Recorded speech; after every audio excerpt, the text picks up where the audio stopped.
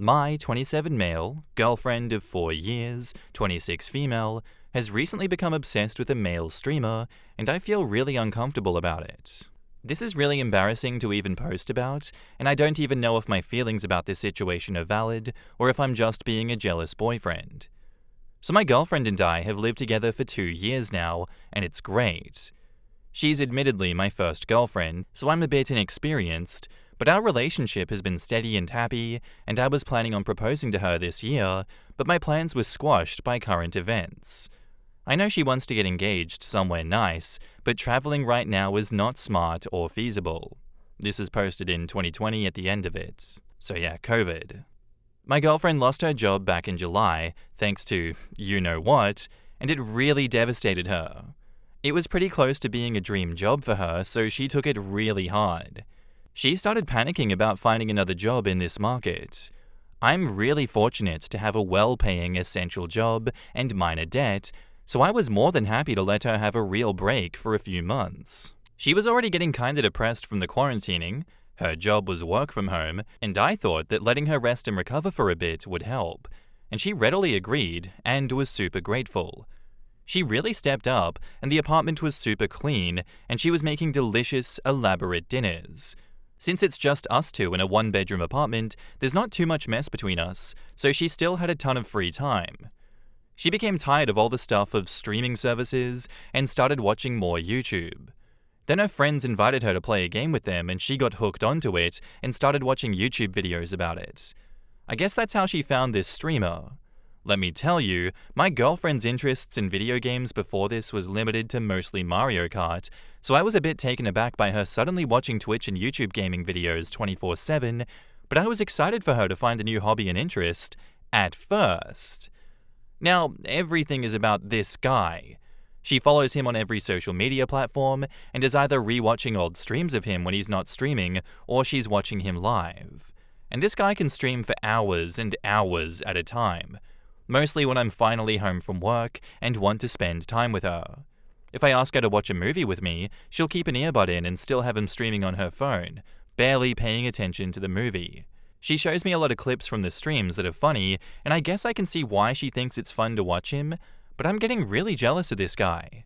Her mood on the days that he doesn't stream is always low, and she acts really grumpy around me.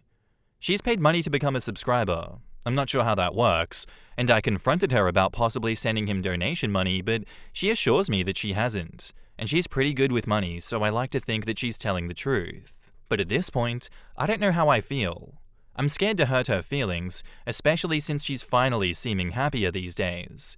I made a joke the other day about how she likes him more than me, and she got really offended by it, so I don't even know how to broach the topic with her.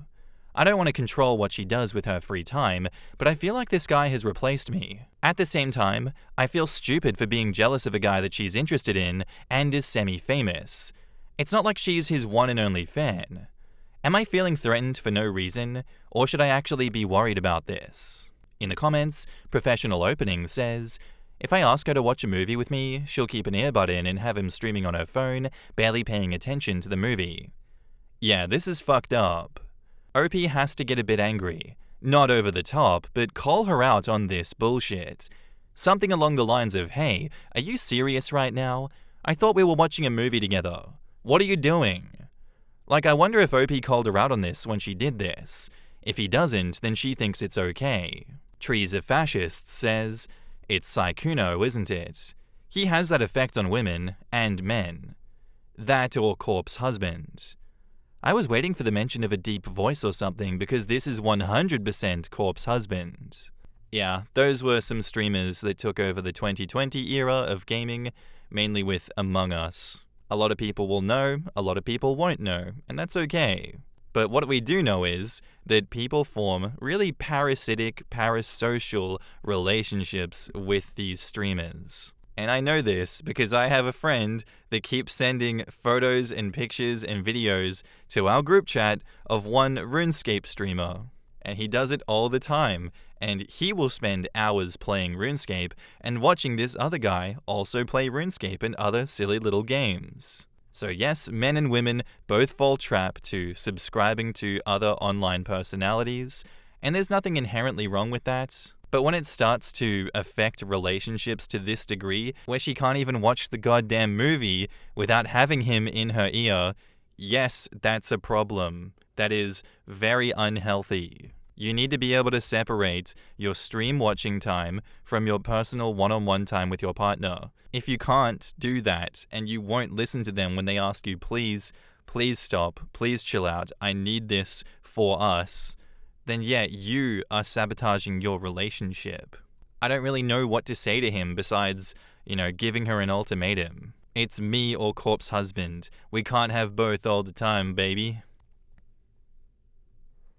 And now, onto the update.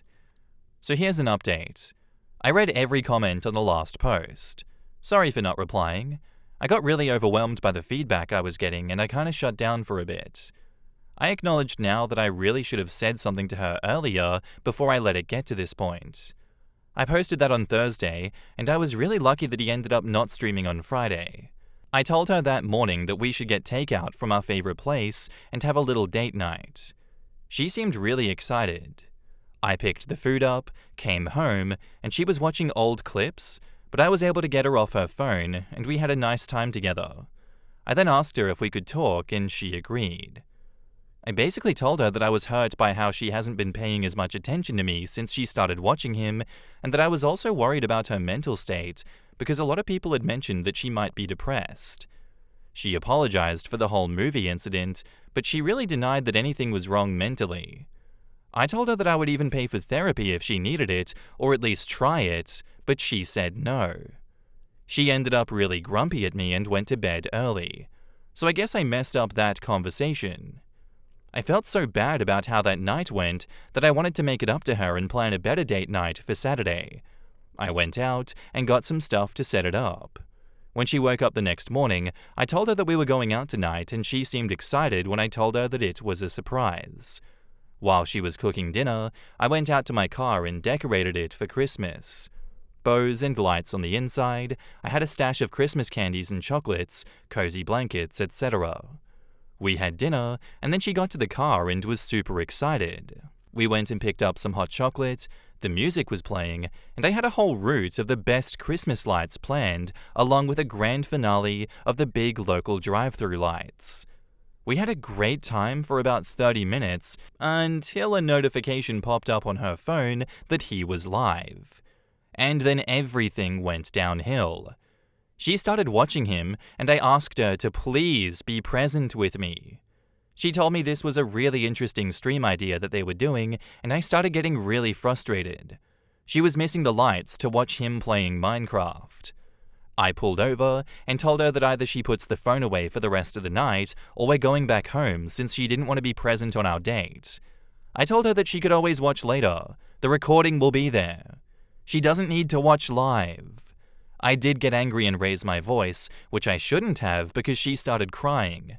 I felt like an asshole, so I silently just drove us back to our apartment and she locked herself in our bedroom. I sat on the couch all night and I came to the conclusion that my feelings had been hurt one too many times. Maybe I didn't give her enough chances, but the pain was overwhelming and I decided that we needed to break up.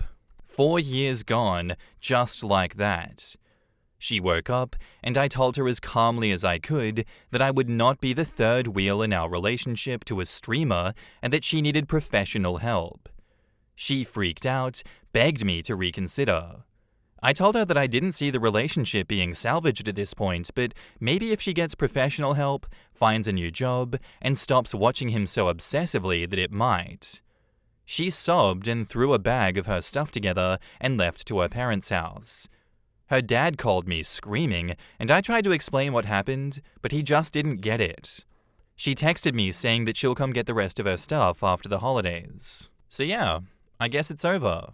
Maybe I didn't give her enough chances to fix her behavior, and we might reconnect if she takes what I said to heart, but at the moment, I just can't tolerate it. It sucks that I have to be alone through Christmas now, and that I feel that I just lost my first love to a streamer. Thanks so much for all of your advice, and I'm sorry that I couldn't apply it better. I wish I had a better update for you all. In the comments, Jay Boston says, for future reference, when you plan a date night, keep it a date night. None of this, I planned a night for us so I can ruin it by making it about an issue that I have. Aside from that, I literally cannot believe that she can't put her phone down to be present with you in the moment, especially since you specifically asked her. I know it's hard right now, especially around the holidays, but you deserve a partner who's going to want to spend quality time with you over some dumb streamer. Most girls would kill for a guy like you. And OP says, yeah, that was totally my mistake. I was trying so hard to hold back from bringing it up, but I did anyways. I will definitely take your advice to heart. Jim2000Jim says, I still want to know what streamer that was. And OP says, most people guessed him right in the comments on the last post. I'm just anxious to reveal his name, and also, I know the dude did nothing wrong, but I'm not his biggest fan at the moment. Our HS replies, don't worry about revealing who he was. It won't affect his popularity since he literally didn't do anything other than live his life. But who was it? And OP says, Saikuno. Social media addiction and parasocial behavior are a hell of a combination. OP's ex needs help. This is not how a well-adjusted adult behaves. Nor is calling your daughter's ex to scream at them after a breakup. Maybe she hasn't had the best examples of normalcy growing up. Edit to add, I'm well aware that she won't have told her parents the complete and total truth. There is still zero situation where you call to scream at your children's exes. There are situations where you call the police or a lawyer, but not to scream at the ex. I thought the same exact thing. I'm assuming she's not a reliable narrator, and given the fact that she, a 26-year-old woman, thought that it was totally acceptable to cuddle on the couch, watch a movie with an earbud in, and insisting on watching a live stream during a cute night out with her boyfriend, she likely 1. Was quote-unquote blindsided, 2. Reported that he just lost his mind because I apparently wasn't paying enough attention to him, 3. Told her dad that he freaked out because I was watching another man's YouTube video and he got so jealous, he told me that I wasn't allowed to watch any more videos featuring men, especially that one. Gosh, it was so bizarre. Or 4. All of the above. She 100% was the victim of OP's crazy control issues. And yeah, this is different from that first story with the Sims world, because OP didn't react by smashing her computer with a hammer. Yes, she is going to definitely spin that story because she knows she's in the wrong, and when people are in the wrong like this, they don't often tell the truth. They like to paint themselves in the best light, and OP is going to be some horrible abuser that, yes, he set this date night up as kind of a trap, in a way, but he was trying to give her a chance, and he knew that she wouldn't change. So, what are we doing here? I don't think that was the way to approach this situation, because it was obvious that this was going to lead to a fallout and a fight, but he already tried to talk to her enough times before that. I think issuing an ultimatum instead of bringing it to this cute date idea that you're just going to hurt yourself with was the answer. But I really never saw a good situation playing out here. I never saw this going well. And I'm sorry that it happened the way that it did, OP. But, these things happen. And that was COVID. A lot of people went crazy during that time. A lot of relationships broke down. Regardless, thank you for the story. I'm sad that it ended the way that it did, but that's just what happens sometimes, man. Good luck with the next relationship. I hope you're doing better now. Finally meeting my online girlfriend after years of talking. It's not going well. A couple years ago, I, 29 male, met a girl, 29 female, through an online circle. We talked frequently, and it was always a great time. She's very passionate about a lot of the same things that I am, and is very career-driven, which is something that I'm looking for. Early last year, she opened up about having feelings for me, which I was receptive to. We started spending more time online together, and eventually it got to the point where she would be telling her coworkers and family members about her quote-unquote boyfriend. This didn't bother me too much. I am very interested, but for me, I had to meet her to seal the deal. Fast forward to Christmas, and my gift to her was going to be a trip up to meet her, USA to Canada. Trip was very expensive, but worth it. We had talked about me going to meet her a few times, though it was better that way, as she had a lot of anxiety, very important for later, and health issues that would make it much harder for her, especially in this current political climate. Well, that trip happened this weekend.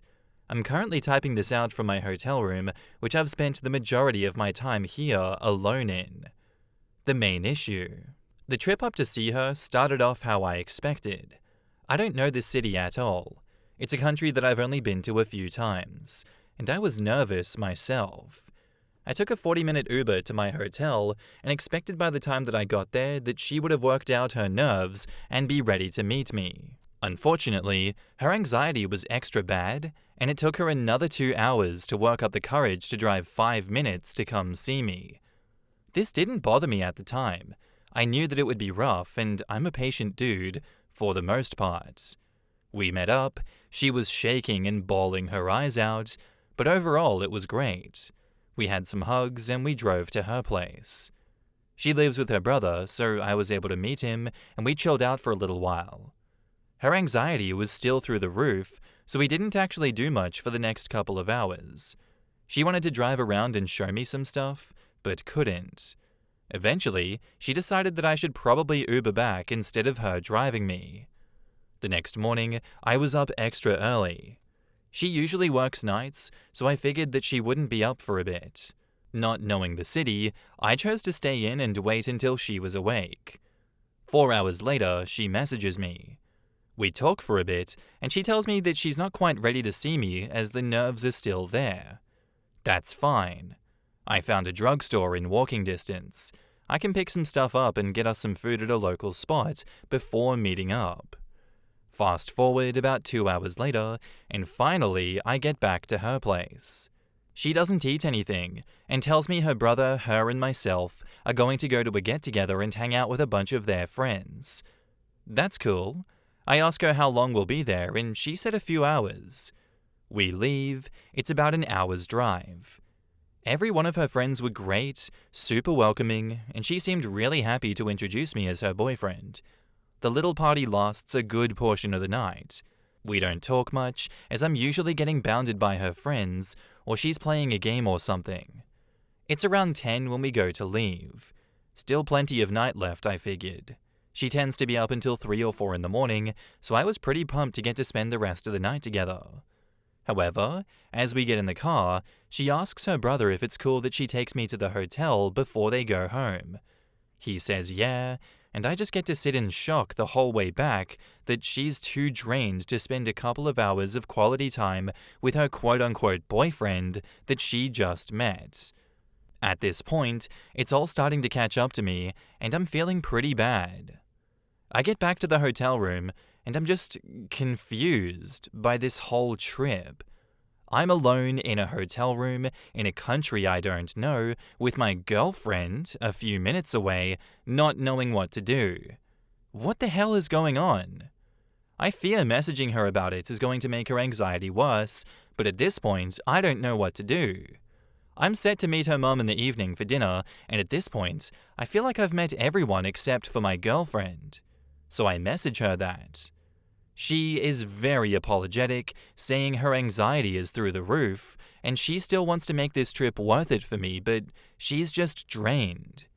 She makes an effort to let me know that she is still very interested in everything, but she knows that if we are alone together, that nothing would happen because she's just too nervous. She hasn't been in a relationship in a couple of years, so it's hard for her. I tell her that I don't even want to try anything intimate if that was her fear. I've barely hugged her this trip, and there's a lot more steps in that process before anything like that could happen. I just want to spend some quality time together. She said tomorrow after I meet her mum, there will probably be time. All that said, today is my last day here. I leave early tomorrow morning on a flight. I feel like this whole thing has been a waste, and I'm still just confused. I wanted to spend quality time with her, not sit in a hotel room alone for most of my trip. In my mind, she would want to be with me every waking moment of this trip. Our time is so short. We've talked about it for ages like that was going to be the case. In the comments, Are You On Email says, "Dude, you have one more night in this city that you will probably not visit again. I say go out, explore the city with whatever time you have left, find some cool local food stuff and go to a bar or two. Sorry your trip has not worked out like the way you would have liked it to, but you might as well make the most of what little time you have left. Franjo Manjo says, you had to give it a shot, but it sounds like it didn't work out. You need to be honest and tell her how this made you feel. If she wants to keep seeing you, she's got to travel to you next time. If she's too anxious for that, then you are not compatible and are wasting your time. Puffin Rub says, she isn't his friend. Even if she met him with good intentions but realized the attraction wasn't there, someone who wanted to be friends would have spent time with him doing something, even low-key, around the city, and then made her excuses at night. You don't ditch a friend who's coming to visit you. And Lisa says, she's perfectly happy with an online relationship. She probably thought she'd never actually meet you. It's already been years. Unless you want more years of just talking, I don't think she's the one. I agree with you, like if you've spent years at 29 years old talking to this woman, and then you go to visit her, and she does this to you. For me personally, I wouldn't take that. Not in a way that I'm like going to punish you or anything for it, but that's a fundamental incompatibility. If the anxiety is so, disruptive that you can't even spend some time with me and you have to keep sending me back to the hotel room, and you yourself are not going to come to the hotel room to spend time with me when I've spent all this money to be here, I've taken time out of my life to come see you, and you continue to put me off like that, that's an absolute deal breaker. I understand that anxiety is crippling and it can get to this degree. And I'm sure in OP's case, OP is comfortable with that, recognizes the anxiety, and is okay with it and is accepting of it. That's fine. I'm just saying that for a lot of people, myself included, that would be a deal breaker and I would step away from this relationship. But if it's something that you can work through, OP, I respect that, and you're more than welcome to continue to pursue this relationship if that is what you want. And now, onto the update. Yesterday morning, I woke up, made the original post, and waited nervously for her to wake up. It once again took a couple of hours. It was a little bit after noon when she finally messaged me. She said we had dinner in the later afternoon with her mother, and that I could Uber over to her place whenever. A few of you suggested that I should just call off the dinner plans, but I decided to stick it through. I went up to her place shortly after that, and we spent some time watching things. She was having a better day, so we sat close, and while we didn't do anything, brother was in the small house, it was some quality time that I had been looking for. Dinner with her mother was great. We connected well, and she seemed to be genuinely excited for me and her daughter. We left with a hug from her mum and went back to her place. It was a lot more of the same thing as before, so while it wasn't alone time with her, it did feel more one-on-one, and we had a good time. Was it exactly what I was expecting on the last day of this trip? Not really, but was it nice? Definitely. It was getting late, and I was half expecting her to want me to Uber back, but she drove me herself. She helped me confirm my packing for my flight early this morning, and we ended with a kiss. We got to texting a bit, and we realized she hadn't taken a photo of us for a frame that she had bought. I was pretty sad that we hadn't, and the few pictures of us from that weekend didn't really fit the vibe that she was going for. I mentioned that I should just Uber back. 10 minutes later, waiting for a response, and she tells me to come down, anxiety be damned, she did drive back just for the photo and another goodbye smooch. So overall, it wasn't the perfect weekend, but I'm gonna stay cautiously optimistic. I think it was a mistake not to make the trip longer, and think that that would have helped even more. We'll see how things go when she has to decide if she wants to make the solo trip down here for an event closer to this summer. To clear some things up, she's on medication and goes to a therapist, though her current therapist is very new to her. Normally, I wouldn't be into a long-distance relationship, but our likes and interests align well, and it's something that I've struggled to find around me back home. My last relationship was decently long and taught me that was something that I valued a lot. Thanks for all the comments on the other post.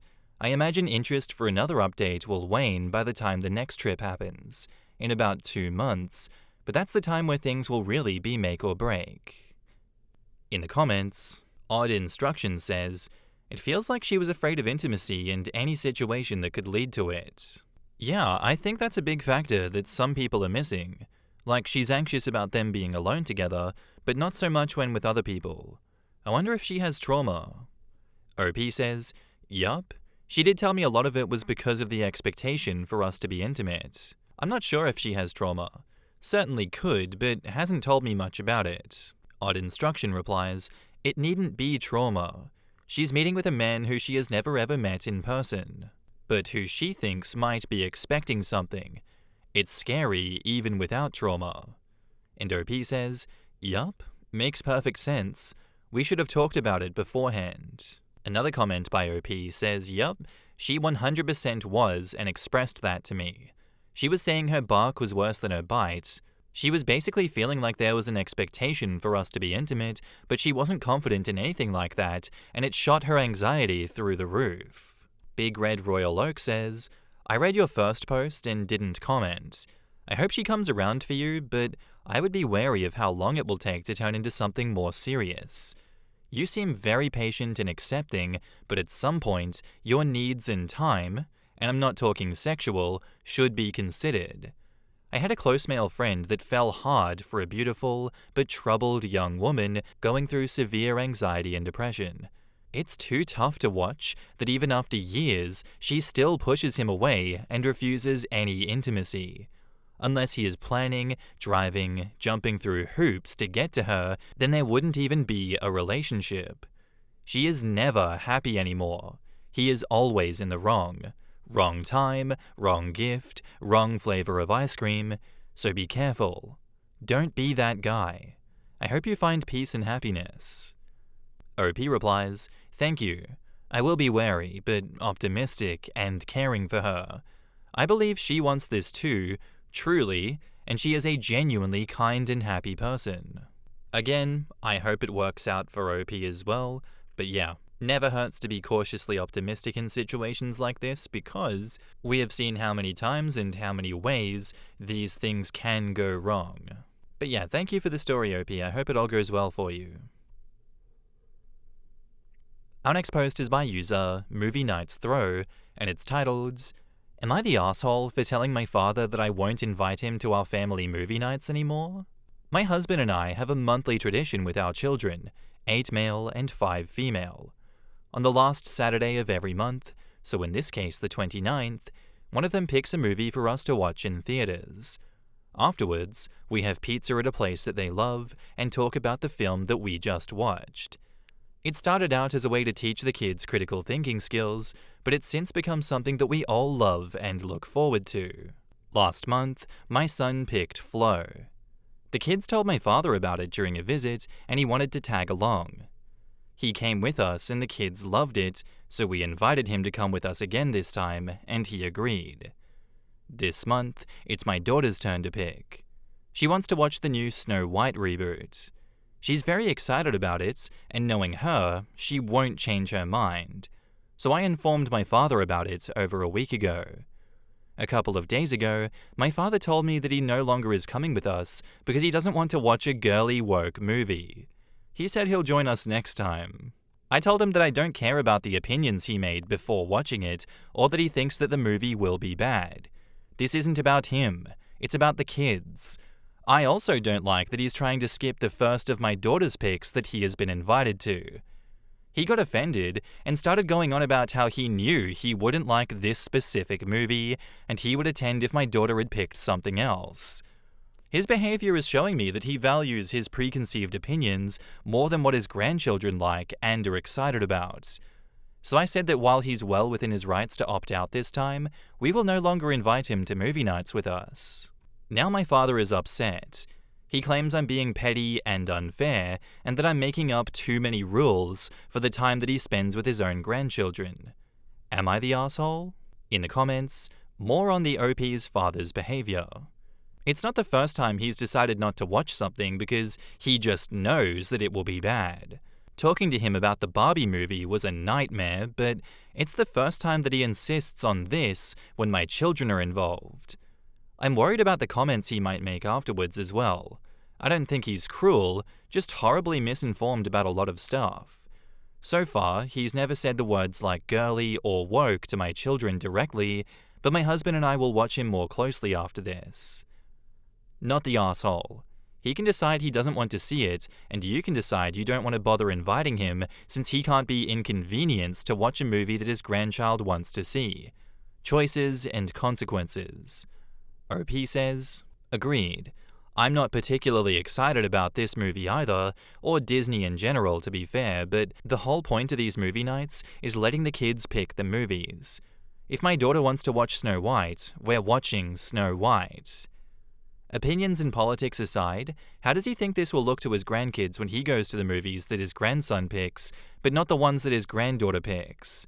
No one's stopping him from going to any movies on his own, but if he wants to be a part of this tradition, he's got to be fair. The whole point of this tradition, it seems to me, is to watch something you may or may not have wanted to watch, and maybe open your mind a little. Let's face it, if parents had a choice, they'd probably never watch cartoons. And then we'd have missed out on the greatness that is Bluey and Shrek. I love the part about talking about the movie over pizza to encourage critical thinking. Great job, parents. And OP says, I love animated films, but there's plenty of stuff I wouldn't watch if it weren't for my kids. While I've disliked plenty of the movies that we watched in the past, many of them are amazing, and the fact that I get to spend time with my children makes everything worth it. The critical thinking part has been working out much better than I expected, by the way. There are movies one kid doesn't like that the other one doesn't want, and watching them talk about this is amazing. I barely had these skills at their ages. More on the children's past movie picks. OP says, both kids are relatively balanced regarding which movies they choose. My son was the one who picked Wicked, while Red 1 was one of my daughter's picks.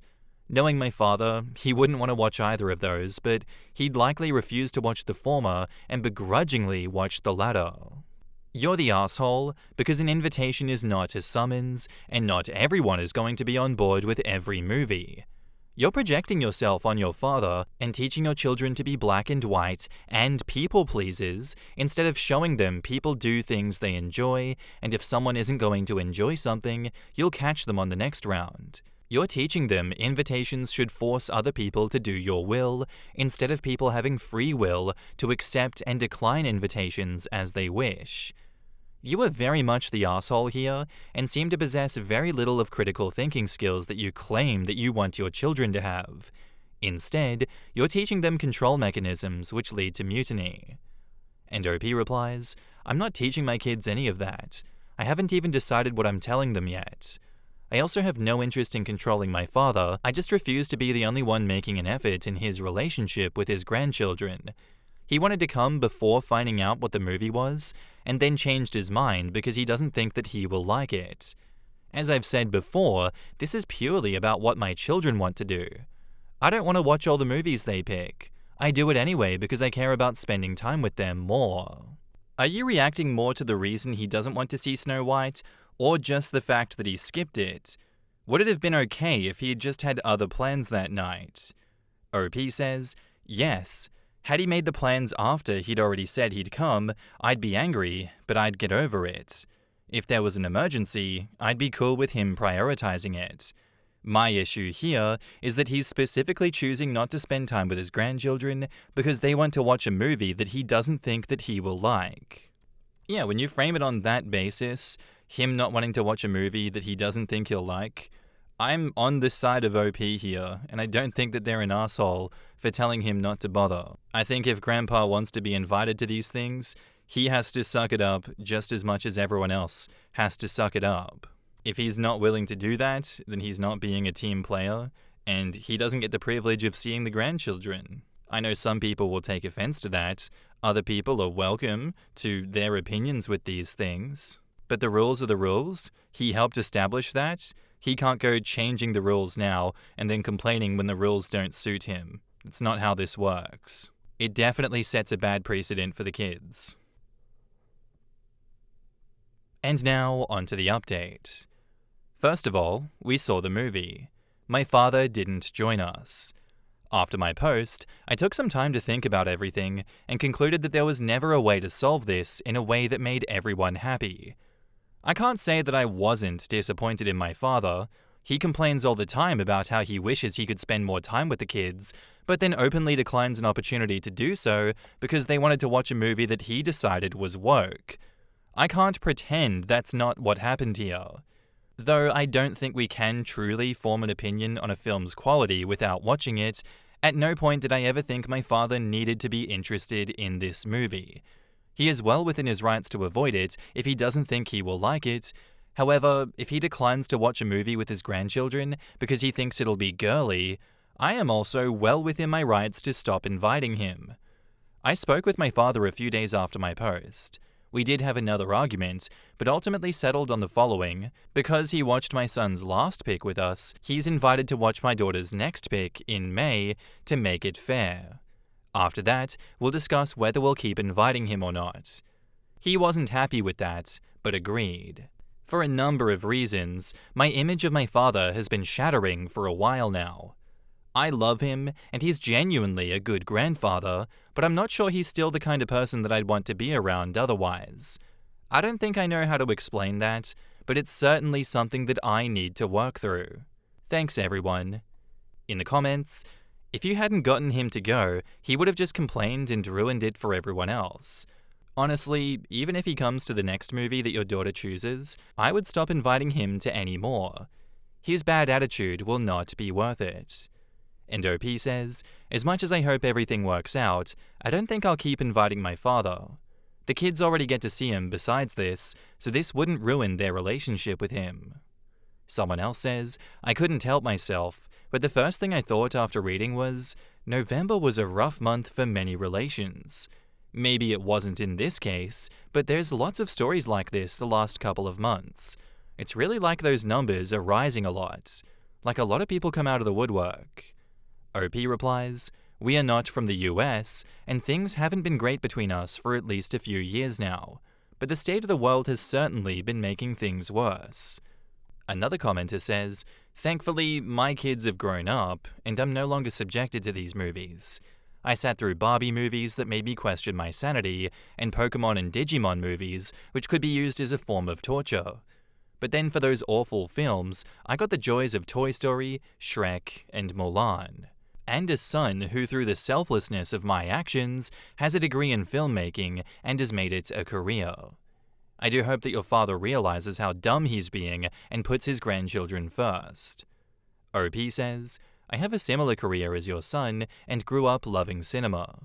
So it's always been important to me that my kids at least understand how to talk about it. But still, they're children, so I also sit through the Pokemon and Paw Patrol movies without complaining. Even without my kids, I've seen hundreds of awful films. Wizard of Oz is my daughter's favorite. I recently had one of the proudest moments of my life when she said she liked The Wicked because it made her believe the witch was good, while the Maleficent movie didn't. I recently introduced my son to Ghostbusters, and The Goonies is probably next. School of Rock, E.T., Mary Poppins, and all the Muppets movies were also hits with both kids.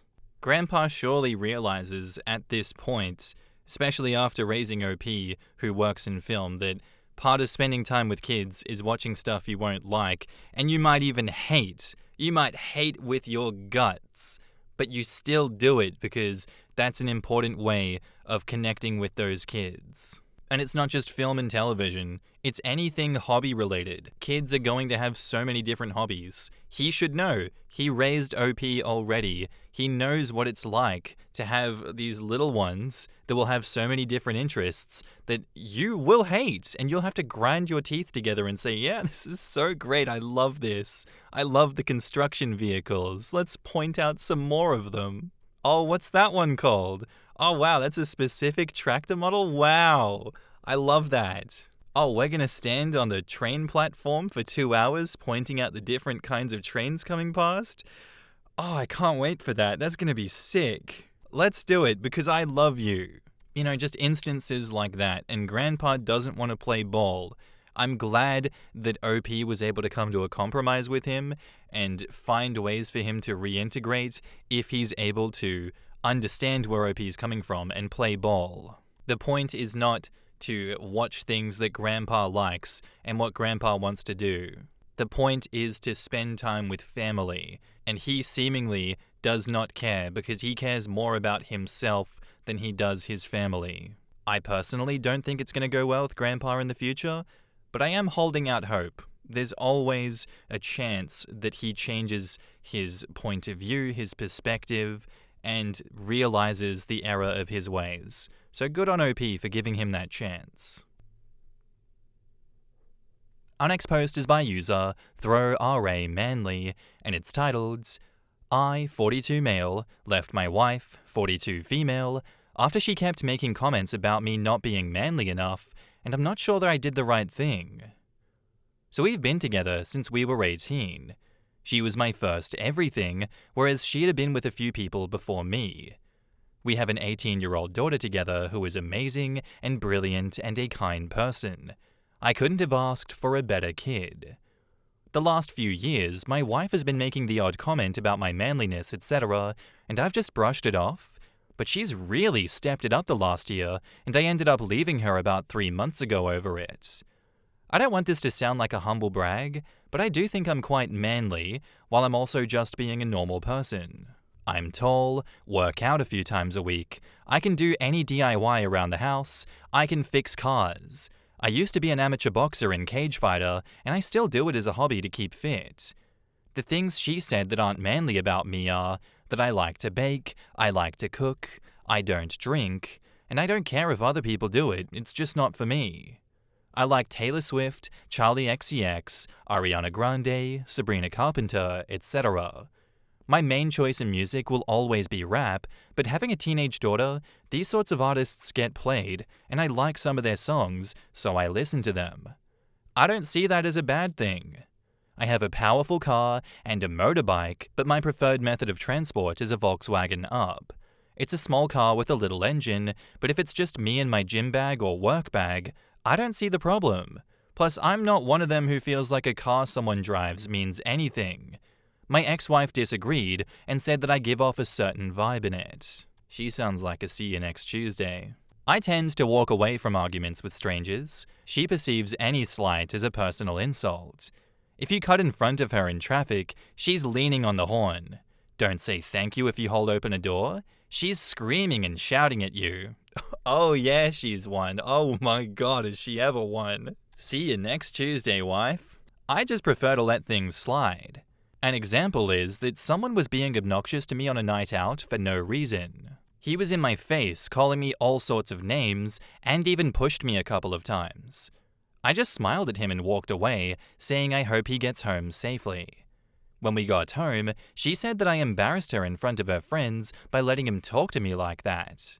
I said, what's the point of me knocking out a drunk kid who's half my size? She said I'm a doormat for the world. There's a few other things mainly connected to stuff that me and my daughter have in common around stupid social media videos. She said that it's like living with 2 teenage girls. In September, I left her. I said I can't be spoken to like this anymore and be belittled. It's not fair. Even then, she had a dig and said a real man would change. She's changed her tune since and said she's willing to go to therapy, both individual and couples, and try and sort out her issues. I don't know if the cuts from things she said are too deep though. Since I've left, I've felt more relaxed and happier.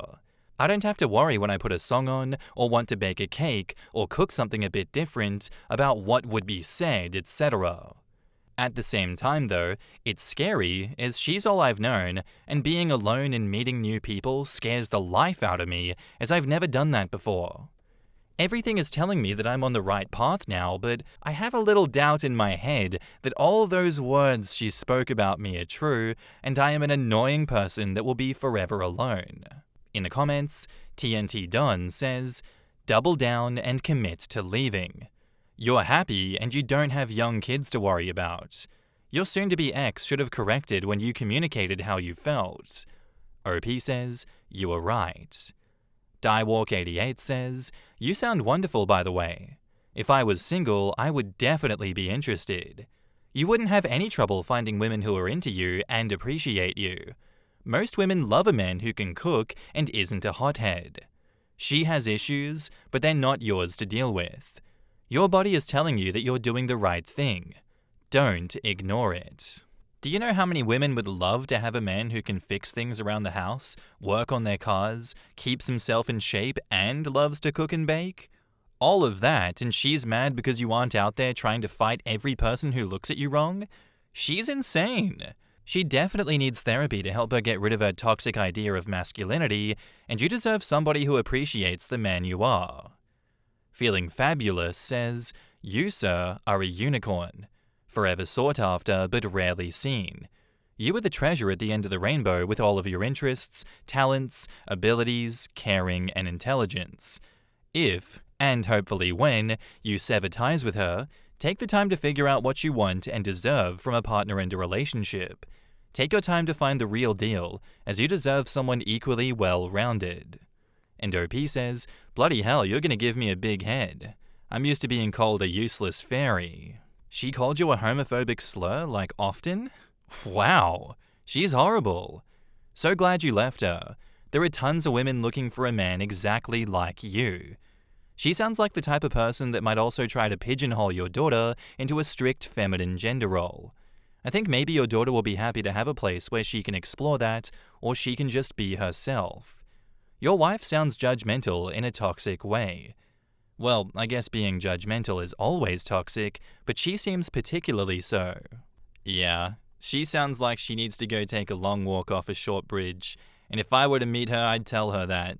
I don't know what crawled up her ass and died, but if that is a recent change, maybe she needs to go get an MRI on her brain to see if she has something going on up there. Because if this is just the mask slipping after 18 years, dear God, but I would hope, no, let's not say that. I'm not going to hope for it. It would make sense if it were a brain tumor of sorts that is making her more toxic than she is. I don't blame you for divorcing her. She doesn't sound like a lovely person to be around, and the less time you have to spend around her, the better. If your existence hasn't been a problem these last 18 years, but now you need to be more manly, she sounds like the one with the problem. And she sounds like the one that should direct her ass out the front door. And tell her you won't see her next Tuesday. And now, onto the update. Hi all. I received a lot of love on my first post, and had a few people ask for an update, so here we are over 3 months later.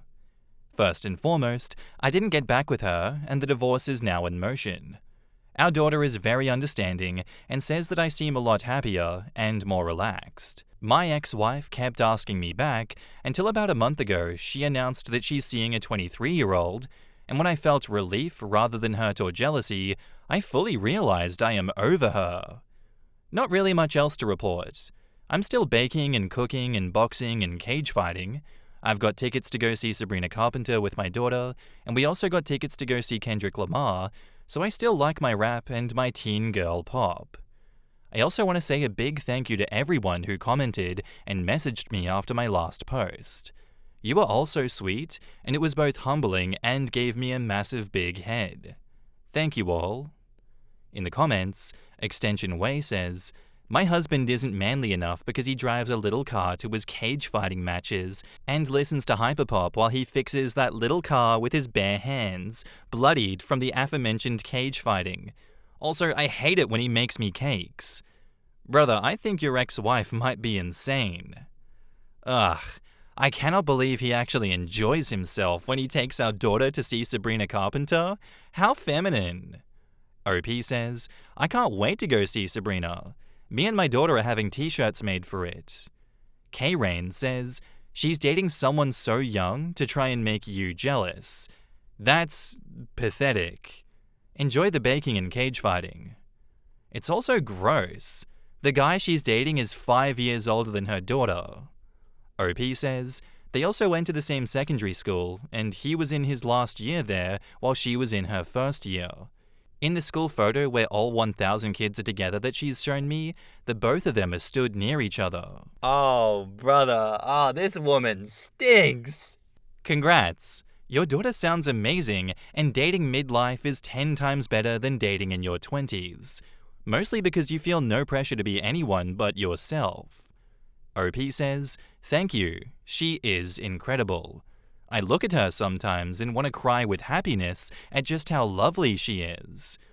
I'm still very scared of dating, but I'll take my time. Sometimes I just wish that I had someone to just shoot to the cinema or out for food with, or take a last-minute flight to Barcelona on a Friday after work and come back last thing on Sunday. My wife wouldn't do that, but I've done it a couple of times recently. Once to Barcelona and the other to Brussels, and I'm being conscious not to make my daughter into a replacement wife. Love how the wife dating a 23-year-old gets a reaction of, "Yes, I made the right decision." Oh, she's gonna have quite the experience dealing with a 23-year-old. Young brains do stupid things, but she's good with that because he's a real man. Which is wild because he's so young, he could be her child. It's weird when a 40-year-old man dates a 20-something girl, no less creepy when the genders are flipped. I agree, but he won't stay around too long. The minute that she starts ordering him around, he's out the door. Unless he's looking for a mummy substitute. Yeah, that's really disgusting from the wife, I won't lie. Half her age, same school as the daughter, same time as the daughter, points them out in the school photo. Gross. Yuck, yuck, yuck. Honestly, OP, so much better off than dating that vile piece of garbage that you call an ex-wife. Keep her away from me, keep her away from the rest of civilized society. She can go hopefully not enjoy herself with her very questionable age gap relationship. That tells you all you need to know. She is not right in the head. And you'd probably do well to avoid her for a long time. That's all I'm saying. Congratulations on losing a skeevy, conniving little creep out of your life. And thank you for the story, OP. Very much appreciated. Am I the asshole here for refusing to continue being the one supporting my son's participation in a sport that he's not enthusiastic about, but my wife is? My wife, 40 female, grew up as a competitive athlete in squash, playing through college on an NCAA championship team. Her whole family is very into competitive sports. I, 47 male, on the other hand, never had much interest. And that's not to say that I was a couch potato. I was and have always been a frequent gym goer and into road cycling and skiing for fun, not competition. We have a son, 11 male. My wife put him into squash lessons and clinics starting at age 7. She's now started signing him up for tournaments. Even though this is mostly her doing, I'm the one taking him to and from lessons and clinics, driving to tournaments, etc. I'm also essentially the person financially responsible for our entire lifestyle with my separate money. I bought our houses, cars, pay all the utilities, insurance, school tuition, etc. My wife makes close to 6 figures, gets to spend it all on whatever she wants, and still usually has approximately $0 in her bank account. I'm not complaining about this. My income and wealth is multiples of hers, but this will be relevant later. I've noticed that our son seems kind of down when I have to take him to squash, and more down after he's done it. He has a lot of other interests. He loves coding, he plays guitar, he likes to ski, he likes bouldering, and between that and school, he's a conscientious and good student, time is very scarce. The same is true for me, but both my son and I are finding our ability to do these other activities being interfered with by my wife's insistence about how much time goes into squash. I should say that my son is okay at it, but he's never going to play Division I college, so it's not like college admissions and scholarships are in play here. I think it's great if he can play the game socially later in life, but he could achieve that spending 25% of the time on it that he does currently. And certainly we wouldn't need to burn whole weekends on tournaments. I've asked my wife to pick up more of the slack for shuttling him to squash stuff, but she always says that she has work that she needs to do that makes it impossible. Recently, my wife signed him up for a tournament which conflicted with a bouldering event that he wanted to do. He was sad, and I asked him, "Do you want to keep doing this much squash?" And he said that he didn't, but he didn't want to disappoint his mum. I said I would talk to her about it. She was resistant to letting him do less, saying that he would appreciate it once he pushes through. I told her that she needs to address this with our son, and that in the meantime, I was done dedicating my time and money to squash. If she wanted him to do more than a lesson or two a week, she would have to bring him and pay for it out of her own money. and if our son refused to cooperate with her in doing more squash than he wants, I would not enforce any consequences. She says that it isn't fair. She doesn't have the same money or time available that I have. I said that if you feel this passionate about our son's squash, then you need to put your money and time where your mouth is, and not just decree that our son needs to do it and that I need to be the chauffeur. She thinks I'm being an asshole about it and abusing my greater wealth and more flexible schedule. Actually, it's not more flexible, I'm just way more efficient at getting work done and being able to work hunched over a laptop at the squash courts to get what I want. I'm wondering what the collective wisdom of the Reddit crowd thinks. In the comments, Art Needs More Fluff says, "You're the asshole here if you let your wife force your son into unwanted activities, whether she pays for it or not. Your son is 11 and he wants to pursue what he is interested in.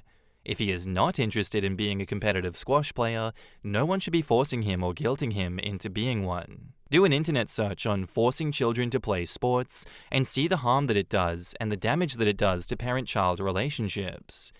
Part of being a good parent is providing a safe environment to your children for your children to learn to make mistakes and consequences, as well as teaching the other skills necessary for becoming an independent adult.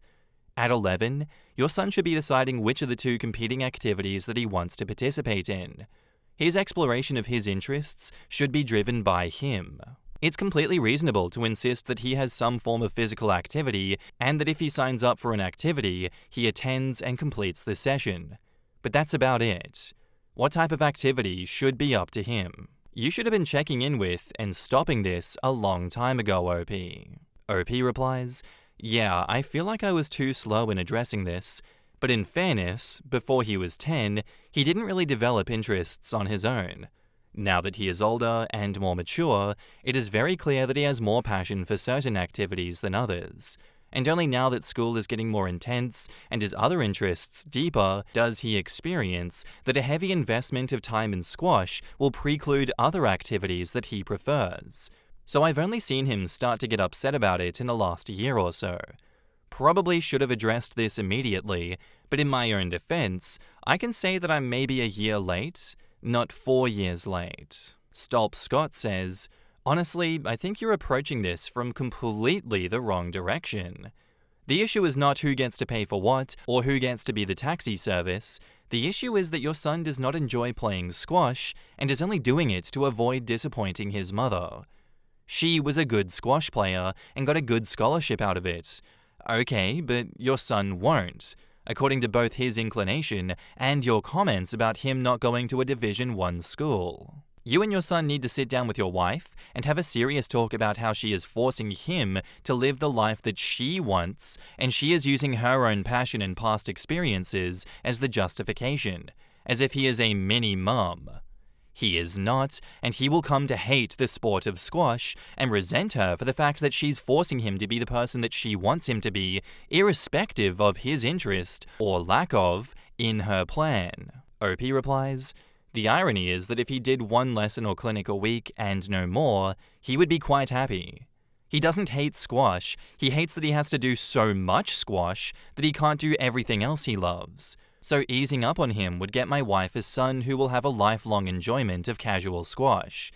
Not easing up though, I agree, will get her a kid who hates squash." Adorable Cupcake replies, "It'll also get her a kid that resents his mother for forcing him to spend all of his time on squash." OP adds this reply to a deleted comment, saying, "You know, funny thing is, my 2 brother-in-laws were pushed by my father-in-law to play tennis and squash respectively. They were both very competitive players through college, but gave it up as soon as they graduated.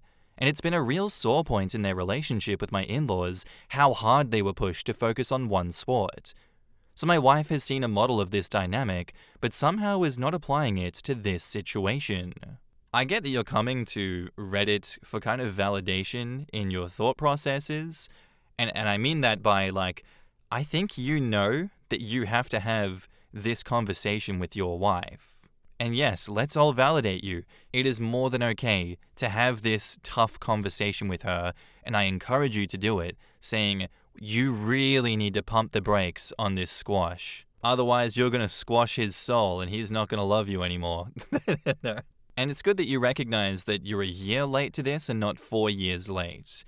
The longer that you let this go on, the worse the outcome is going to be for your son. He is going to start resenting both of you more for not putting his interests first and just you two kind of kowtowing to her demands. It's a confronting conversation to have, absolutely, and it's not going to be an easy one. But if you're married to this woman, you guys trust each other, you should have mutual respect for each other, you should be able to break through and be like, you need to stop putting so much pressure on him. Look how that's gone for the in-laws. They hate the fact that your parents forced them into playing tennis and squash. Why are you repeating those same mistakes when you've seen how this plays out? Do you want that relationship with your kid in the future? Is that really what you want? I believe that's a hill to die on, and I think you should die on that hill. 1 lesson a week is the perfect outcome here.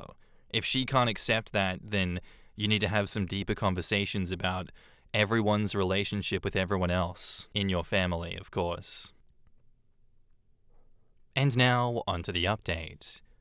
As I anticipated, when I pulled my money and time from supporting squash, she was either unwilling, in my view, or unable, her view, to step up.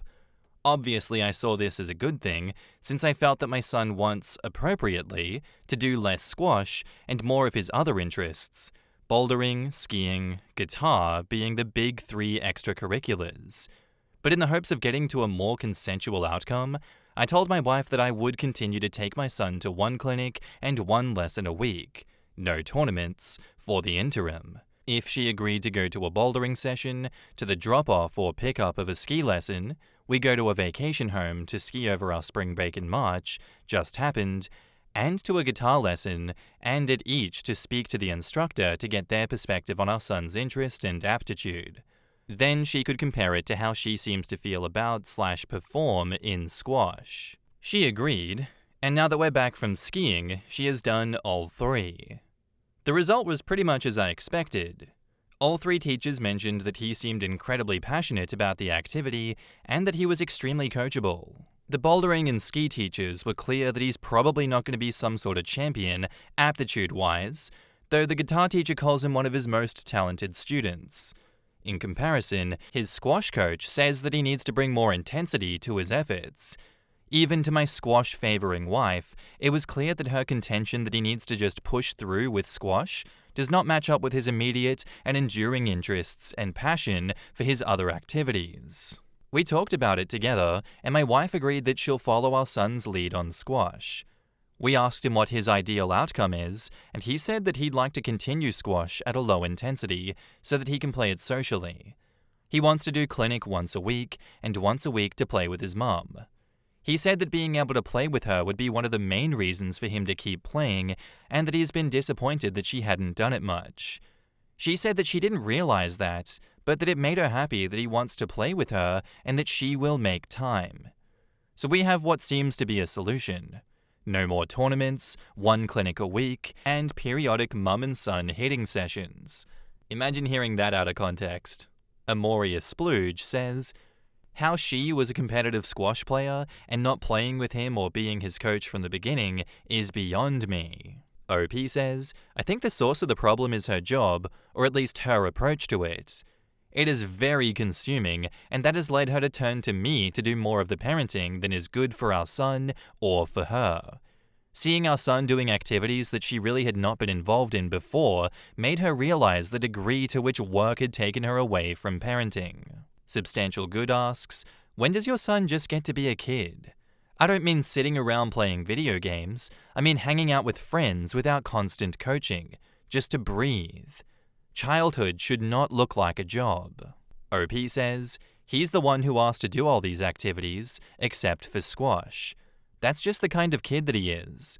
The bouldering is also something where he does it as a part of a group of other kids on a team, so it serves as social time for him. Substantial Good replies, does he have any downtime? How many days a week do the activities consume?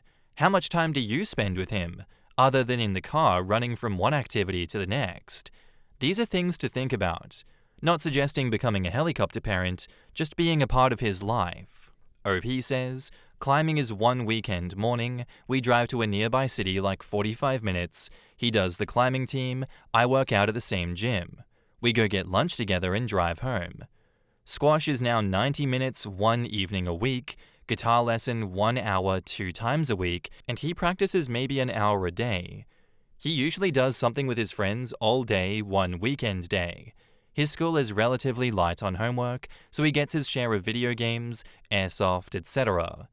The problem was that squash was taking up like 3 evenings a week and some tournaments that killed whole weekends. Yeah, look, maybe my response was a bit extra, but it seems that OP knew his wife enough that he didn't have to have big ultimatum conversations, and she was reasonable enough to come to a good conclusion with him and not die on the hill of, my son is doing squash competitively whether you like it or not. I know a lot of people won't, agree with OP's parenting style there as well, but, everyone parents their kids differently. If you were a latchkey kid back in the day, you're gonna see this rigorous structure of like constantly being around your parents and constantly bouncing between different activities and have a visceral reaction to it to be like, what the hell? I wasn't allowed home until it was like 10 at night. They had to put advertisements on the TV being like, do you know where your kids are right now? I don't know. Like, I can understand the reactions to it and being like, well, just let the kid be a kid. That's fine. But, like, at the same time, society changes and everyone is different. And if OP's son likes doing all of this, I'd still say that's a normal childhood, personally. Regardless, I think OP and his wife handled this situation phenomenally, and I'd like to see more of it. But otherwise, don't need any more updates, and thank you for the story, OP. Our next post is by user Family Troubles Throw, titled, My 22 female, younger brother, 19 male, has been acting strangely possessive of me and is accusing me of being jealous of his girlfriend when I confront him about it. My brother and I have always been very close. Growing up, we were each other's best friends. We've been through a lot of stuff. Our parents' divorce, death of a few family members, even a devastating house fire when we were little. Even though we're both adults now, we still really rely on and trust each other. After graduating high school, I went to college in a different state. I felt really bad for leaving my brother behind, but other than our parents being divorced, our home life had always been great. He was still rather upset with the fact that I was leaving and didn't want to stay home to be with him. I felt, and still feel, like it was a little unreasonable for him to react that way. I promised that I would call and visit as frequently as possible. When my brother graduated from high school, he asked if he could come down to live with me. It wasn't too strange for him to ask. We lived in a small town, and the place I moved was a bigger and more interesting city. Since he had decided not to go straight to college, it seemed like moving to the city with me was his only chance to get out of our hometown. I told him that we could look for a new place for when my lease was up. I lived in a studio apartment and wasn't about to share that tiny space with an 18-year-old boy. Ultimately, we found a reasonable 2-bedroom and moved into it right before my classes started. Things were a little weird right off the bat. He got very upset when he found out that I had been casually dating. It seemed like he was upset that I hadn't told him. He was mad that we were drifting apart so far that I couldn't tell him that I was dating, even if I wasn't in a committed relationship or anything. Then he asked if I could refrain from bringing guys over to our home. When I asked him why, he said that it made him uncomfortable. I told him that I could respect that while I was just casually dating guys, but if I got into a relationship, I would certainly be bringing my boyfriend over. We'll cross that bridge when we come to it, he told me. Well, we got to that bridge. I had a new boyfriend, and I decided to confront my brother about having him over. I hadn't told my boyfriend why I insisted that we always hang out at his apartment, and he didn't ask. We got into a huge screaming fight where my brother basically told me that college guys only want sex and that I should be focusing on school. I couldn't believe this was happening. When I told him that I was an adult and would do what I wanted, he reminded me that he paid rent and had input into what went on in his home. We compromised that my boyfriend could come over but wouldn't stay overnight. I told him that solution would work for the time being, but we would need to reassess. Again, he told me that we would cross that bridge when we came to it. After having this same argument 2 or 3 times, I told my brother that if he wasn't willing to stop being weird about this, I wasn't going to be living with him once the lease was up. He apologized profusely, but continued to insist that he was right in this situation. He finally told me that he would let me make my own mistakes. Unfortunately, things didn't go well with that boyfriend. We broke up for reasons unrelated to my brother. Of course, my brother took advantage of this to tell me that he was right and that I should have listened to him. Around that time, I called my mum and told her about how weird he was being. She insisted that he was trying to take the place of our father since he hadn't really been involved in our lives since they were divorced. And even if it's true, I still didn't feel like it justified his behavior. Over the summer, a friend of mine was getting married, so I was out of town for the wedding. When I came home, a bunch of my stuff was missing. Stuff like my perfume, some clothes and lotion, and I asked my brother about it, but he denied taking any of it. He told me that he'd had some friends over, so they must have taken my stuff. He told me that he would deal with it and get my stuff back. He did eventually bring my stuff to me, but I'm not totally convinced that his friends took it. After all, he didn't seem at all upset about them having stolen things from me.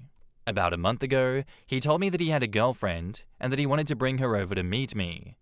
I briefly considered making a big stink about it like he had with my ex, but I decided to be an adult and told him that would be great. He scheduled a big dinner and cooked and asked me to dress up and everything. I was kinda relieved that he had someone he was so interested in because maybe he would be less weird than he had been. When this girl showed up, though, he was in the kitchen when she arrived, so I answered the door, and it was like looking in a mirror. I could tell that she was just as alarmed as I was at how much we looked alike. We both have platinum blonde hair, fair skin, green eyes, and similarly shaped bodies. We're also approximately the same height. During dinner, we discovered that we also have lots of other things in common. She goes to a different college nearby, but has the same major that I do. We also like a lot of the same music and share a lot of mannerisms. After she left, I asked my brother if he had noticed how much she and I look alike. He rolled his eyes and told me that I was just being weird. I don't know if I am. He brings her over all the time, and they make out in the living room on the couch. When I asked him if they could take it into his room, he accused me of being jealous that he wasn't making out with me, which was confusing to both his girlfriend and myself. At that moment, it kinda started to seem like he was trying to make me jealous with her. I wouldn't think too much of it if he hadn't been acting so strange since we moved in together. I can't tell if I'm just imagining things or not. I don't want to feel like my little brother has a crush on me, especially since we live together, but I also don't know how to talk about it with him without him saying that I'm just being crazy or jealous or whatever. Please help me. In the comments, Momento Mori says, move out ASAP. Also try to get him into counseling. He obviously has an unhealthy obsession with you, but it doesn't sound like he's very approachable about it. Do you have a lock for your door? You should lock your door when you're out so he can't get in and take your things. He is completely inappropriate. OP says, I do have a lock for my door. It never occurred to me before that I should have to lock it when I left the apartment. This sucks. Thromaxabon says, you should probably also lock it while you're asleep. I don't want to jump to your brother might wake you up one night trying to climb into your bed, but my first thought when you said he took your stuff was that he either used it for getting off or made his girlfriend wear your clothes while they banged. It's not impossible, so be careful. OP says, yeah, I definitely washed the clothes as soon as I got them back, but if that's what he was doing, maybe burning them would be a better route. Honestly, I'd be breaking the lease as soon as possible. Immediately cutting contact with your brother in this situation and putting some distance between you two. At the very least, very low contact with him and being like, you need to get to therapy, what you're doing is insane, get some help. You are not right in the head, and all of your behavior around me is sick and disgusting and it makes me feel unsafe. You need to take some time to seriously evaluate the way that you have been living your life and, your thoughts and actions towards me because they are not okay. Something like that, Something to slap him back into reality and get him to stop being such a creep. None of this is okay, and you're not crazy in, your suspicions at all. And now, onto the update. Thank you all for your comments and messages. I appreciate all your concerns and the confirmation that I am not crazy. So I met up with my future roommate to tell her that I had officially decided not to live with my brother anymore. I gave her a full rundown of everything that had happened between the two of us. We've made appointments to tour some houses and apartments this week. She also said that I'm welcome to move into her place if I don't feel like I can ride out the lease. On Friday night, my brother had his girlfriend over, and they were watching movies in the living room.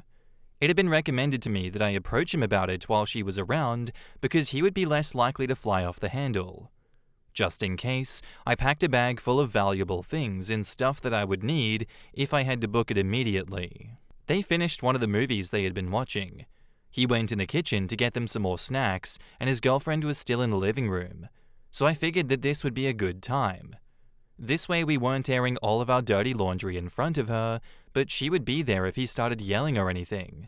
I asked him if he could talk for a second. He seemed a little irritated, probably because I was interrupting his date, but said it was fine. I told him that I felt like we didn't make very compatible roommates and that I wouldn't be renewing the lease with him for next month. When he asked why, I told him that I felt like he didn't respect me as a roommate. I wanted to live somewhere with a person who would let me make the calls on who was or wasn't allowed to be in my house. I wanted to live with someone who gave a shit if their friends were stealing from me. He told me that he respected me more than anyone else that I could live with. He said that it's because he respects me so much that he gave me a hard time about the boyfriend thing. I said that if he really respected me, he would give me the room to decide if a boyfriend was good for me or not. Around that time, he started getting louder and angrier, so his girlfriend came in to check and see if things were cool. He told her that things were fine and that she should probably go. I panicked and tried to play it off a little, so I said stuff like, "Oh, no, don't let me ruin your evening. Please stay. I'm just about to leave." He kept telling her to go before finally I was begging her to please stay. He could tell that I was kind of scared and started laughing at me. He asked if I was afraid of him and told me that I was being ridiculous. He asked his girlfriend if she thought that there was any good reason for me to be afraid of him. She seemed really worried or confused and told him that he was being weird. He explained that I had just told him that I was bailing on him as a roommate and that I was being a horrible see you next Tuesday about things that weren't a big deal. He asked his girlfriend to leave again, and she did. Once she was gone, he told me that I was just pissed that he wasn't going to let me be a huge sla-la-la-la like I wanted to be. He told me that someday I would meet the perfect guy for me, but he wouldn't want to date me because I would have sex with so many guys, and nobody worthwhile wants to marry a skank. He said that he was trying to help me so that I wouldn't wind up in that situation. I told him that I was going to leave, and that we could talk again whenever he was ready to talk without saying horrible things to me, but that I was going to be giving our landlord notice by Monday. I went into my room and got my bag. I locked my door behind me and headed to the door. When I was almost to the front door, he appeared almost right behind me and said my name. I turned around very quickly, and as I did, he punched me right in the face. He didn't knock me out or anything, but I collapsed on the floor. Without saying anything else, he stepped over me and went out the door, leaving me there.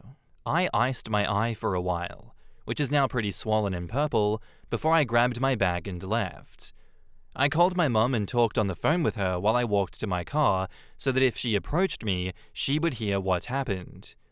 She insisted that I was exaggerating about what he had done, so I sent her a picture of my face.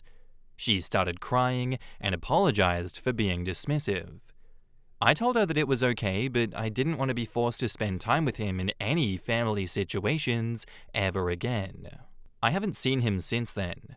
I've been staying with my new roommate. I've gotten a few texts from him but haven't responded yet. Here's what they say. "Where did you go? I came home and now you're gone? We have to finish talking about this. Are you effing kidding me? Tell me where you are or that you're alive. I'm scared that I haven't heard from you. You know how worried I am when you fall off the face of the earth like this. You're being such a child right now. I don't know what you said to Mum, but you've really upset her. I hope you're happy. I'll be home all day Monday if you want to come over and meet with the landlord to give notice. That's fine. Where am I going to live?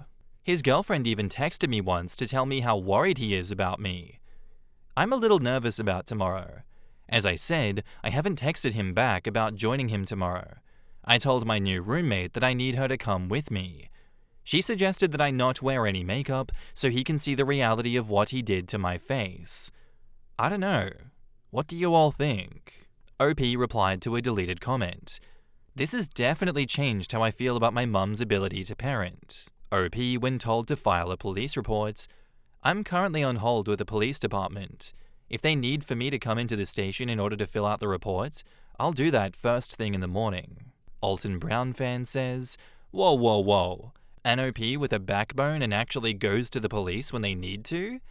OP says, I'm kind of feeling like if I really had a backbone, I would have stood up to him before things escalated to this point, but thanks. When told to contact the brother's girlfriend, OP says, I just sent her a text message to ask if she was with him. For some reason, I feel like engaging in this with her while they're together might put her in a bad situation. I don't know if it's true or not, but I'd like to think that I can trust my gut on this one. Edit. I'm going to the police station with my roommate to file a report. I'm also trying to get in touch with his girlfriend to let her know what's going on. I haven't decided whether or not I should tell her that I'm going to the police with this. I emailed the landlord to make sure that he knows that I'm putting in notice, but don't want to meet to sign the paperwork if I have to meet with my brother. I haven't contacted my brother at all yet. I'm also thinking about calling my dad. He isn't super active in my life, but since my mum's turned out to be less than helpful in this situation, I'd like to have a family member on my side if I can.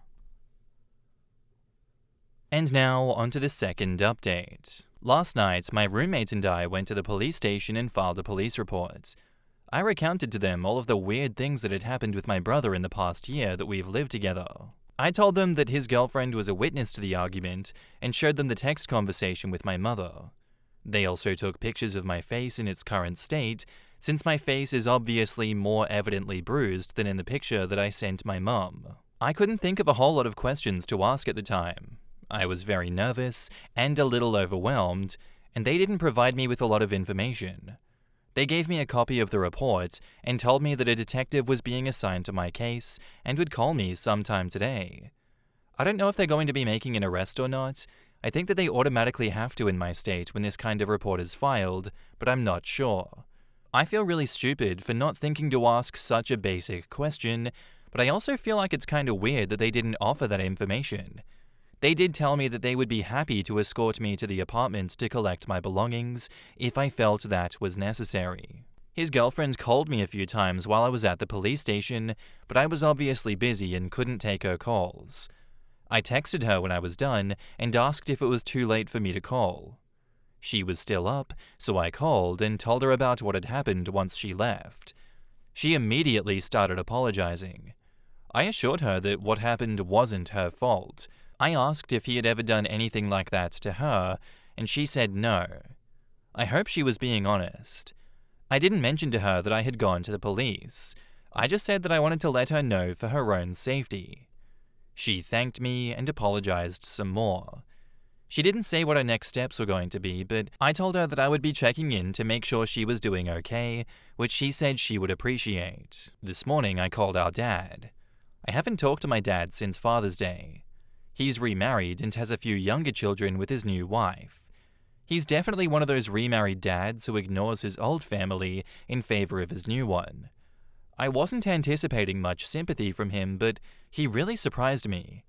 He told me that based on some of my brother's behavior from his childhood, violent tendencies towards other kids at school around the time of the divorce, which I'd never heard about from anyone until that moment, the whole thing didn't especially shock him.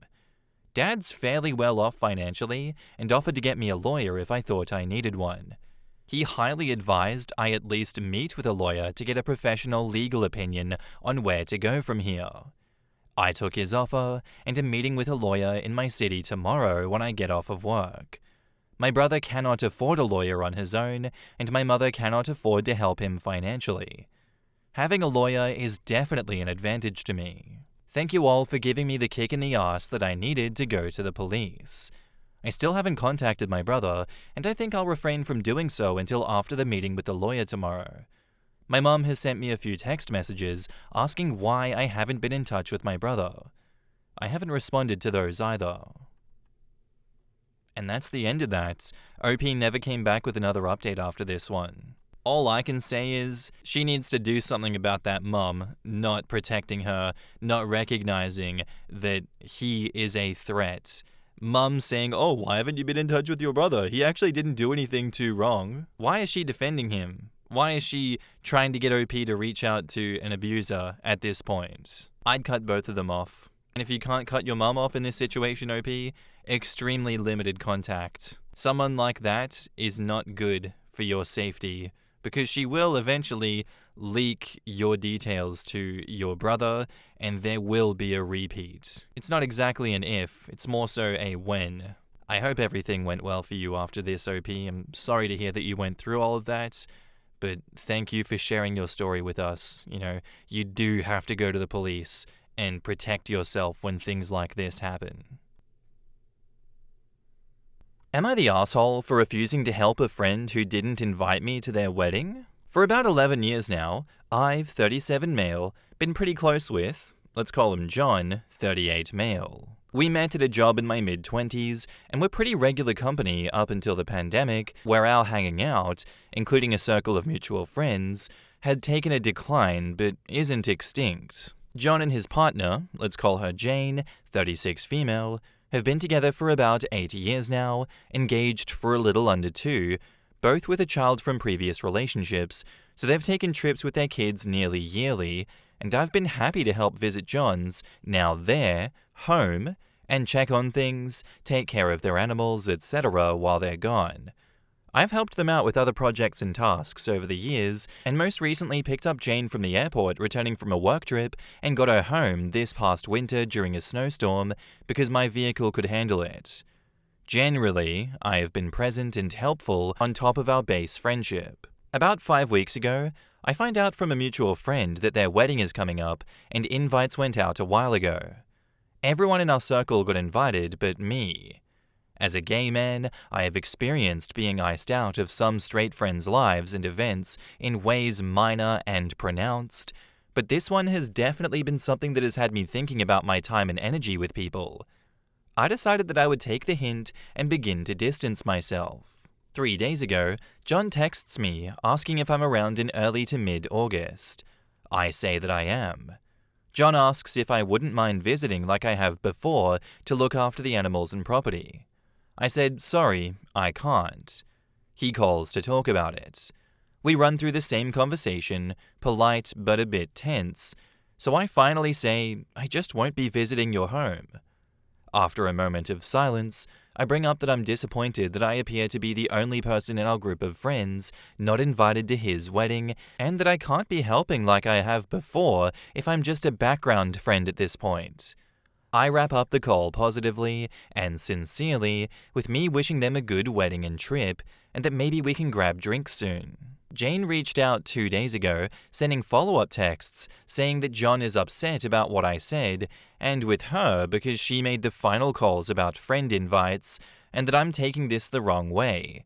There is only so much capacity, and that the other friends in our friend group have partners that took up space.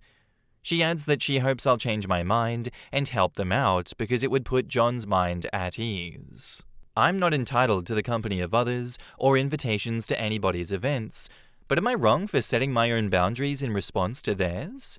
I try not to frame my friendships as transactional, but they obviously want something out of me here despite their not inviting me and then avoiding even bringing it up with me until they needed help with covering their honeymoon. In the comments, a deleted user says, "Not the asshole.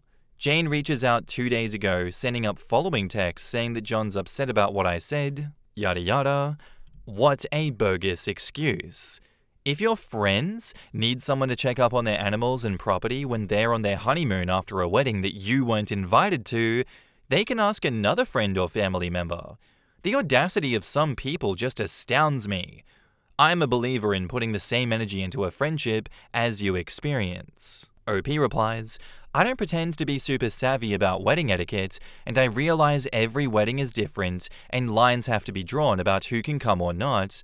But yeah, my mutual friend reaching out to me to coordinate plans for our friend group during the weekend of the wedding to find out that I wasn't invited definitely stung and felt awkward. And my friend was in disbelief as well. Another deleted commenter says, you were measured in your response and polite.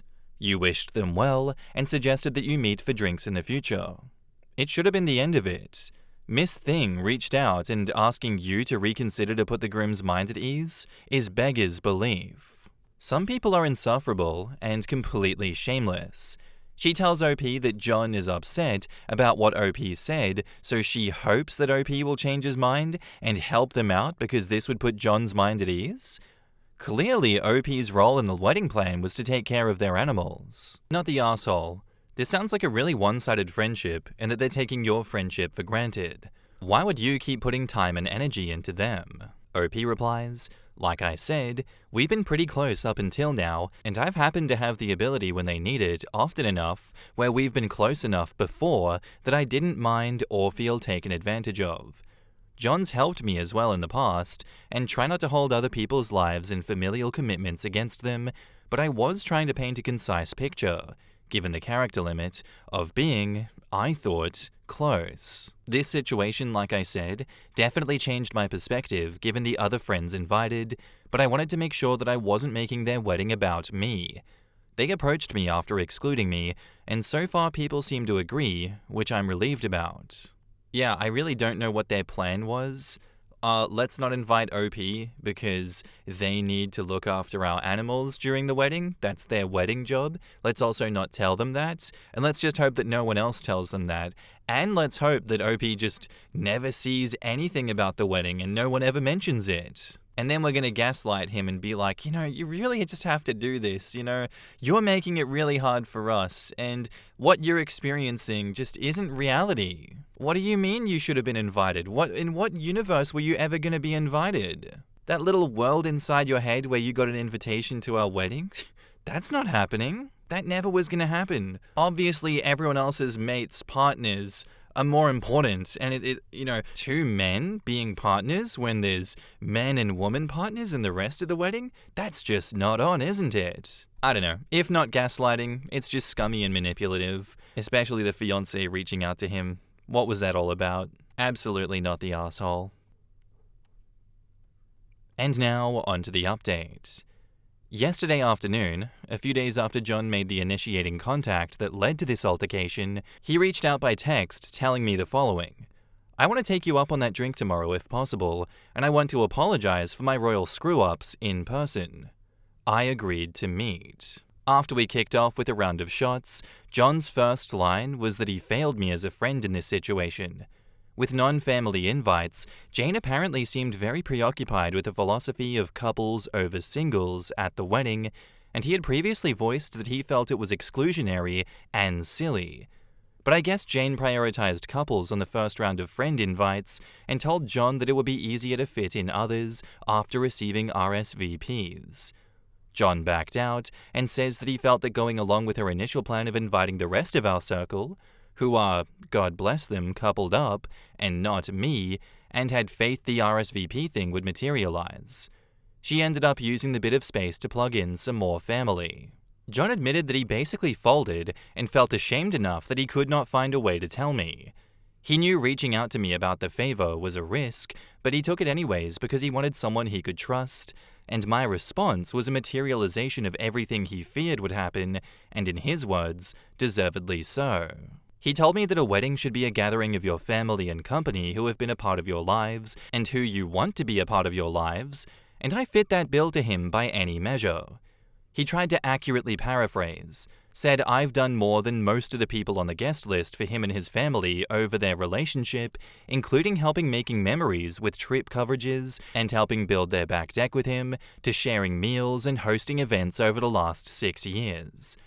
He got visibly upset when he said, with the shot and the drinks that we were sipping on kicking in, that he can't believe that Jane even considered holding my single/dating status against me after I got her home safely during a snowstorm earlier this year, and that he did not more adamantly confront that bullshit reasoning the instant that she voiced it. He is even more pissed off for Jane reaching out to me in the manner that she did after my original phone call with him. John acknowledged it would come off as hollow at this point, but after a few exchanges with Jane, said that there would be no more nonsense, and I would at least get a proper invite and a +1 if I wanted, and they would make it work if it was even desired by me at this point. He said he's not going to try to do panicked damage control, but will be upfront with our circle. One has already dropped the wedding, and I guess another couple has said something else by his reporting, like he was with me for his faults, because he and Jane deserve the blowback and he needs to earn trust back, if it's at all possible. He has also made it Jane's problem to find a friend who can come out 9 days in a row to care for the home and pets. With a smirk, he said that she's having a hard time securing it and may likely have to hire help. I told John I really appreciated his owning up to this, and it was good to see the friend that I had shine through here.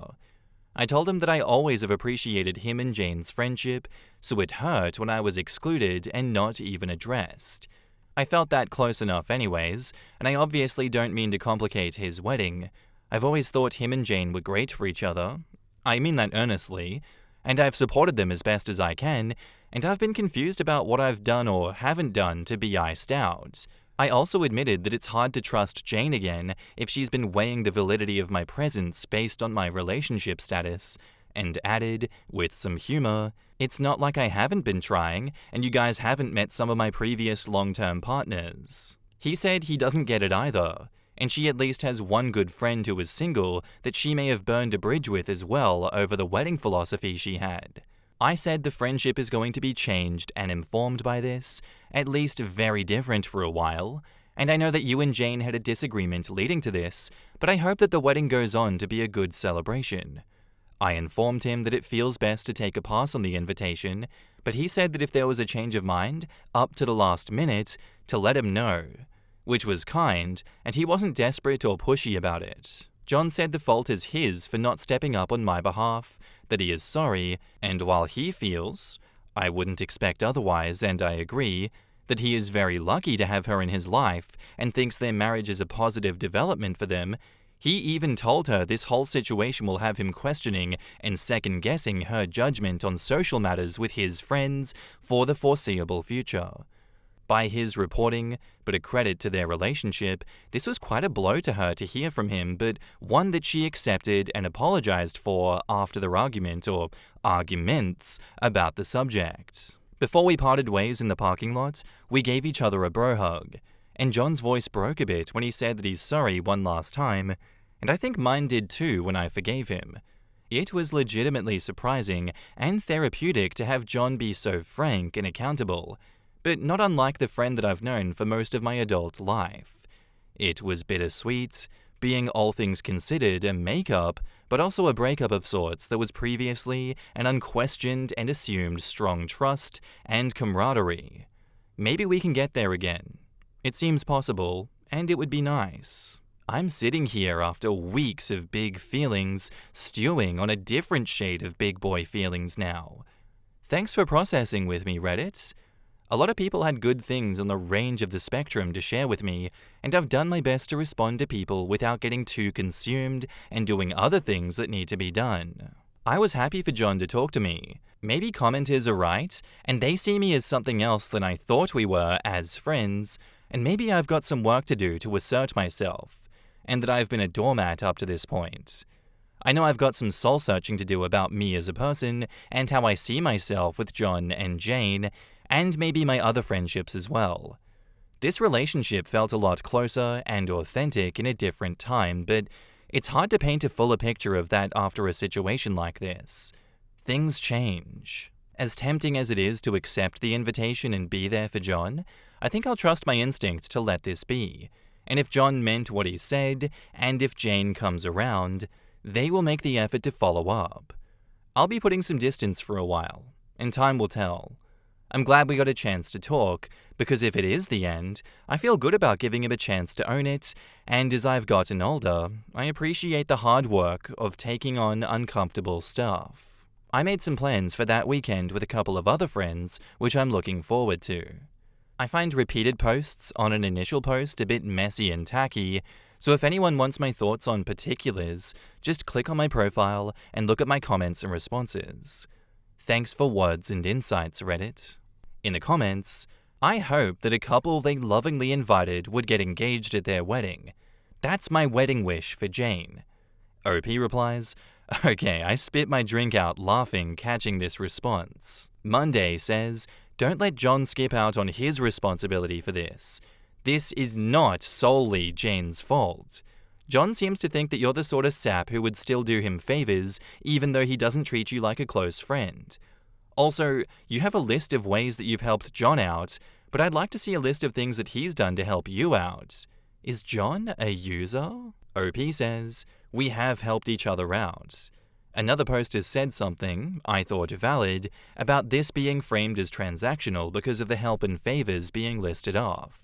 I think I may be guilty of being a guy who helps justify his presence in what he can help or do for others on the same tier as my bonds, but John has been a great friend. Well, this hasn't been a good moment for sure. There was a drop in our bond, but I figured a lot of people were going through that since COVID and with his familial obligations. But he's helped me before with rides, and when I've had some low points, making sure that I had friends and company to bounce off of and pick me up. I'll give John credit. He does seem to be trying to hold himself accountable for it because he admits everything that he has done wrong. I'm just curious what people expect OP to do to truly hold John accountable in this situation. For now, I think it's correct that OP should not go to the wedding and should not be doing any more favors for John. And, accepting the apology that he has given, that felt pretty sincere to me. I do think that it is absolutely pathetic of John to let this go on for so long and not say anything to OP. He recognizes that OP is so beneficial for his own life and for Jane's, yet he let Jane walk all over him. He let Jane make those decisions. If he really did feel bad about it, then he would say something, because you're marrying this person. They don't get full say in everything. You're allowed to push back against the person that you're marrying's stupid ideas and suggestions. It's a two-way street, but yet he let her unilaterally make all of these decisions and never pushed back against her once until it was obvious that there was social pressure and everyone else was realizing that those two were pieces of shit. I just don't believe John. I just don't think he was being serious about really feeling bad about it. Because he didn't do anything. His actions are completely the opposite of his words. I don't think that John is a good friend to OP. I do think that John is a user. He's either that, or he's a complete coward that cannot stand up to his partner. I don't think that he's a good person that was just caught up in the moment and everything is going to be good from this point onwards. I don't believe that. And now, onto the next update. Hey everyone. While this was obviously more pressing in the time frame I posted, it's been a while since the wedding, and I've been naturally busy with other things going on in my own life. Not much to share or update about, so I didn't. While I was hurt about the precipitating combo of requested favor but hidden exclusion, but happy that John at least met with me, I didn't expect any quick, easy fixes, and have resolved to let it be and wait for John and Jane to reach out, and that it was even more likely that this friendship was basically over. John reached out a couple of days ago with a text asking if I would be interested in attending a Friendsgiving party that they plan on throwing later this month, insisting that both he and Jane would love to have me, and despite some nervousness revisiting it all out of the blue, I said sure thing. And the latest update 4.5 months later. Hey, I didn't end up going. I said yes at first, but a few months removed from the incident, and despite my innate desire to somehow make it work, anytime I thought about the situation, I was left feeling upset. As I got closer to the Friendsgiving, it became clear to me that showing up at a holiday gathering like that was going to be awkward and performative in nature, even if their intention with the invites were good or coming from the right place. so I avoided it. It felt like the right call. I let John know that I had something else come up, and he voiced some obligatory disappointment, but wished me happy holidays. I haven't received any communication from them since, and I haven't initiated any. It's likely that this may officially be over, but a few busy months in my work and personal life, and some reading and thinking on other matters, has cooled me off and given me some slight perspective changes from where I was at. In the comments, ML Hom says, "This makes me so angry. OP was always a stellar friend and should be proud of himself. Jane is an ass, and John also, for allowing her to ruin a wonderful friendship." I still wonder if it was homophobia. It seems Jane ruined 2 friendships because she didn't want single people at her wedding, and asexual/choosing to be single is not heteronormative, so could be that Jane's just a real see you next Tuesday. Unfortunately, this is the evolution of some friendships. When the partner makes bold moves and the other partner is emotionally unintelligent enough to process what is happening in real time and allows the nonsense to happen. The OP has to be the bigger person and just separate themselves from people like this. Damage done, and there's no coming back to how things were before the slight. I do appreciate the 4.5 month later update. Yeah, I've experienced things like this in my personal life, so I know what it's like, and I know the impact that has on the other person involved in this situation, which would be OP here. It can come from a place of being too emotionally unintelligent, or, as I feel to be the case, intentional by John. I'm once again not going to give him the benefit of the doubt of being obtuse. I just don't see that being very likely, especially with him not reaching out at any time afterwards to try and fix that bridge. You'd think that if OP was such an amazing and stellar friend and so good for John and Jane, John would be reaching out regularly, trying to make it work and be like, "Hey, look, I understand how you're feeling. Let's go grab another drink. Let's go make this work together as just you and me, hombre. We don't have to have Jane involved. I realize how bad that was." And yet I'm not seeing that from him, so I find it very hard to believe that it was him being too emotionally unintelligent and allowing the nonsense to happen. That's just me, though. Feel free to correct me in the comments if you'd like. That's how I feel about the situation.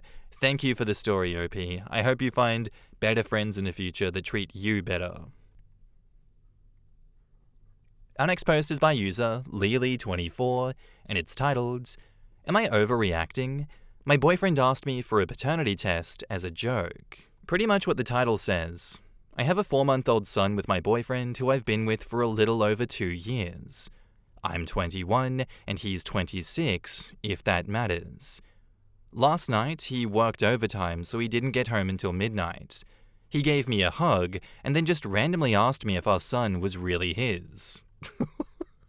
What? Or if we should get him tested to be sure. I was pissed, and I woke up today still pissed. I talked to him about it this morning, and he says that I shouldn't be mad because it wasn't a real question, and it was supposed to be funny. But I'm not laughing, I'm angry. I've never cheated on him before, and I've never given him a reason to think I was, so the whole thing is just really odd. Am I right to be this angry, or am I overreacting here? He swears he didn't mean it, but he hasn't apologized, and if it really was a joke, it wasn't funny at all. Is this enough to leave him over? In the comments, OP in response to a downvoted commenter, "If he had asked me 4 months ago just to have it, and it was a real conversation where he explained his reasoning, then why not? I'm more angry because it feels like he thinks that I would have another man's baby and then pass it off as his." Newmom711 says, "My husband makes this joke in a self-deprecating type of way, as the baby is too cute, too smart, too social, etc." OP replies, "This I get. Sometimes we say, 'This baby is so cute. How are we his parents?' and stuff like that, but this was just straight up, 'Is this kid mine?'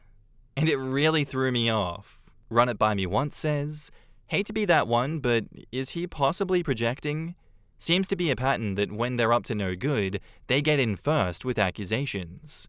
And OP says, "I hadn't even thought of this." OP in response to a deleted comment, It's not that I think he's cheating, I just hadn't thought of the possibility that he could be projecting, and that's why he brought it up. It's not really fair though that if he was cheating, I'd have no way to know, but I would still be expected to spend money on a paternity test that I already know the results of. I don't know where that question came from either, and, it's likely that it's projection. I mean, he did work overtime, he didn't get home until midnight, he gave you a hug and then just asked straight away. There's not much context to go with here. I don't know him as a person, I don't know anything else. All I know is he worked late, he came home, and straight away asked the question. And then you don't mention anything that happened with him after the fact. How did you respond? What was he like after that? Did he ask this question and then you just passed out? I need more juicy details, please, because he's either insane and just had a momentary lapse of sanity, or he's projecting and he's cheating, or he's just messing with you. He saw a TikTok prank and was like, you should ask for a paternity test and see their reaction. It's going to be sick. But I don't think you're overreacting here. I think maybe we need to have more of a talk with him and see what's going on. And now, onto the update. Yesterday, I made a post asking if I was overreacting to my boyfriend randomly asking me for a paternity test, and I got a bunch of comments that I meant to reply to, but more happened last night, so I figured I would just post an update here for anyone who was interested. My plan was to just explain to him why I was hurt, and then ask him for his reasoning for asking for the test, and why he waited 4 months to just randomly start questioning if he's my child's father. Or if it was just a joke, like he said, ask him why he thought that would be funny in the first place. I just wanted a real conversation, but what happened was, I told him how hurt and angry I felt, and why, and he threatened to end his own life if I left him. I hadn't even thought to break up with him or said anything about ending the relationship. Oh god, I feel like I'm 15 again. So that's a wrap on that. I'll get him a paternity test if he really wants one, but the relationship is over. I can't be with someone who would try to manipulate me into staying with them like that.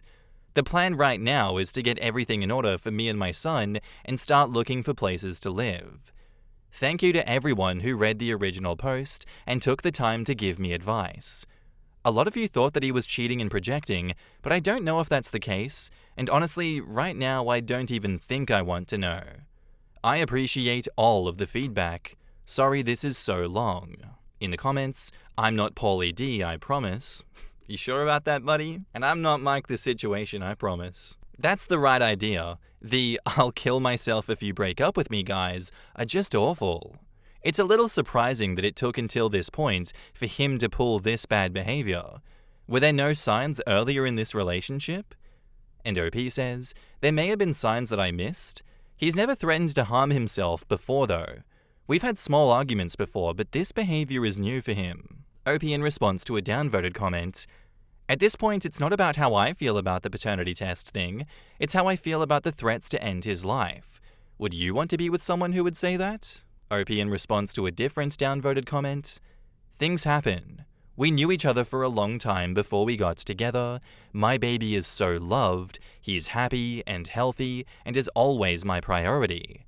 I would rather raise him solo in a safe environment than to stay with a man who would threaten to end his own life in the face of any serious issues. A complete family is only ideal if both parents feel safe, loved, and secure together. My baby will be just fine. What's a complete family and where can I get one? OP on her soon-to-be ex. Despite what he said, I am willing to help ensure that if he really is serious about taking his own life, he gets the help and support that he needs, and still let him see his son.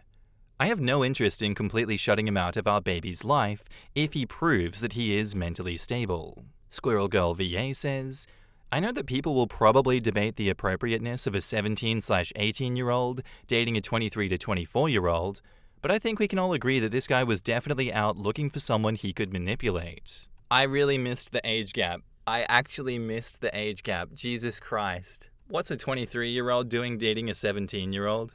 I'm boggling at someone saying, do testing for every birth regardless of the situation in the first thread. That will honestly solve nothing and will be largely unnecessary for the average pregnancy, since I'd wager the vast majority would be between two monogamous people, regardless if they were trying to or not. I personally wouldn't care if that were a routine part of pregnancy testing or whatever, but it is so low on the priorities list of things to fix in our healthcare system. It's like being starving and demanding 100% organic food or something. Can we do a test for unstable partners that are going to threaten to off themselves as soon as any minor, not even serious, any minor problems arise? Can we do testing for that? We got to poke them with a series of questions to be like, she's late from work. What's your response, buddy? She has friends that are men. What do you say to that? Things like that. How are we going to get the craziness out of these people's heads as an early detection system? Regardless, wow, I really like the way that OP responded in this update. I really like their approach to this situation. It was just straight away nope, the relationship's done, not listening to any more of that bullshit. I see the writing on the wall. I'm going to listen to my own intuition and say, you're not getting any chance. You're getting bugger all custody because you're going to damage this child. There is something seriously wrong with you, buddy, and I want nothing to do with it, and I'm getting as far away from you as possible. Didn't even need the help of Reddit. This is something that just popped up and they were just, whoop, ready to go at the drop of a hat. Why couldn't I be born like that? Why do I have to read thousands of very entertaining stories in order to drill that knowledge into my head? Regardless, thank you for the story, OP. I loved that. Thank you. Come back with another update telling us what happened. I need another one. Please, God. Am I the asshole here for telling my boyfriend that my dog comes before him? I, 23 female, and my boyfriend, 25 male, have been together for 2.5 years. We met on Hinge and instantly connected and have been inseparable since. When we first started dating, I told him that I have a dog, and his name is Theo. I got him in 2020 when he was a puppy. Theo is 4 now. My boyfriend is allergic to animal fur. When we first started talking and dating, I asked if it would be an issue, and he said no. He has family members that he visits on holidays who have pets, so he just takes an over-the-counter allergy med, and that seems to do the trick for him. So whenever he would come to my place, he would take his allergy med. He wouldn't interact with Theo much, like petting him, playing with him, and letting him be near him much in general. I would also make sure that Theo would leave my boyfriend alone and give the space that he needs so he doesn't have a bad reaction, even with the allergy med. I would also make sure to clean the house to limit the amount of dog fur around before he would come over. Everything was perfect, and we had a good system. If I would go over to his place, I would make sure to put on clothes that were clean and had no dog fur on them so I wouldn't be leaving or tracking it into his house. About 6 months ago, my boyfriend and I decided to get our own place together. So we rented a condo that was pet-friendly because wherever I go, Theo comes with me. My boyfriend and I thoroughly communicated about what that would look like with his allergy. One being that he should get an allergy medication from his doctor rather than an over-the-counter med, so that it would be stronger and help him out more. Our condo has 2 stories, so we put a dog gate up so that Theo doesn't have access to the upstairs where our bedroom and bathroom are. I also vacuum every other day to limit the amount of fur and keep it controlled. I also give Theo baths about once every week and a half and brush him nearly every day. So far, for the past 6 months, this has really worked. We have this system so Theo can have access to the entire main floor, and he's not just cooped up in a cage or separate room all the time. I know I do a lot of work to keep my boyfriend's allergies down, but he helps around the condo a lot too. Household chores-wise, we have things pretty balanced. But recently, for the past month, my boyfriend has brought up multiple times that he doesn't know how much longer he can handle having Theo here. Yes, we have a good system, and yes, his allergy medication works well, which I bring up every time he mentions it. I try to understand what issues he's having, and all he says is that he doesn't like having to constantly be worried about his allergies and Theo being around. He has expressed to me that he feels trapped in his own house, having to constantly worry. I try seeing his side of it, but I also mention to him that from the beginning, he knew that Theo and I are a package deal, that we would have to work through this together. Everything seemed to be perfect until out of the blue, my boyfriend seemed to completely flip on things. He does love Theo and loves going on walks with him and interacting with him for just a few minutes before he has to stop, and he has expressed this. We've had this conversation multiple times, and it always comes to the conclusion of both of us not really seeing eye to eye. It got to a point where he would get home from work, we would eat dinner, then he goes right back upstairs to get away from Theo. He seemed to form hatred towards him. Now when I try to have a conversation with him about it, he just shuts it down and he won't talk to me about it. 2 weeks ago, when he got home from work, I had dinner ready and he didn't even say hi to me or eat. He just went right upstairs. Again, when I tried to talk to him, he shut me down. About a week ago, that's when things took a turn for the worst. My boyfriend said that one of his friends, Mike, and his girlfriend, Sarah, would be coming over for dinner and to hang out last weekend. I work from home, so I was able to spend the afternoon cleaning the condo, cooking appetizers and the meal, and prepare some mixed drinks. I was excited to see them because I haven't seen Mike in a while, and I haven't met Sarah yet. Usually when we have a guest over, I'll put Theo in a separate room so he's not in the way and disturbs our guests too much.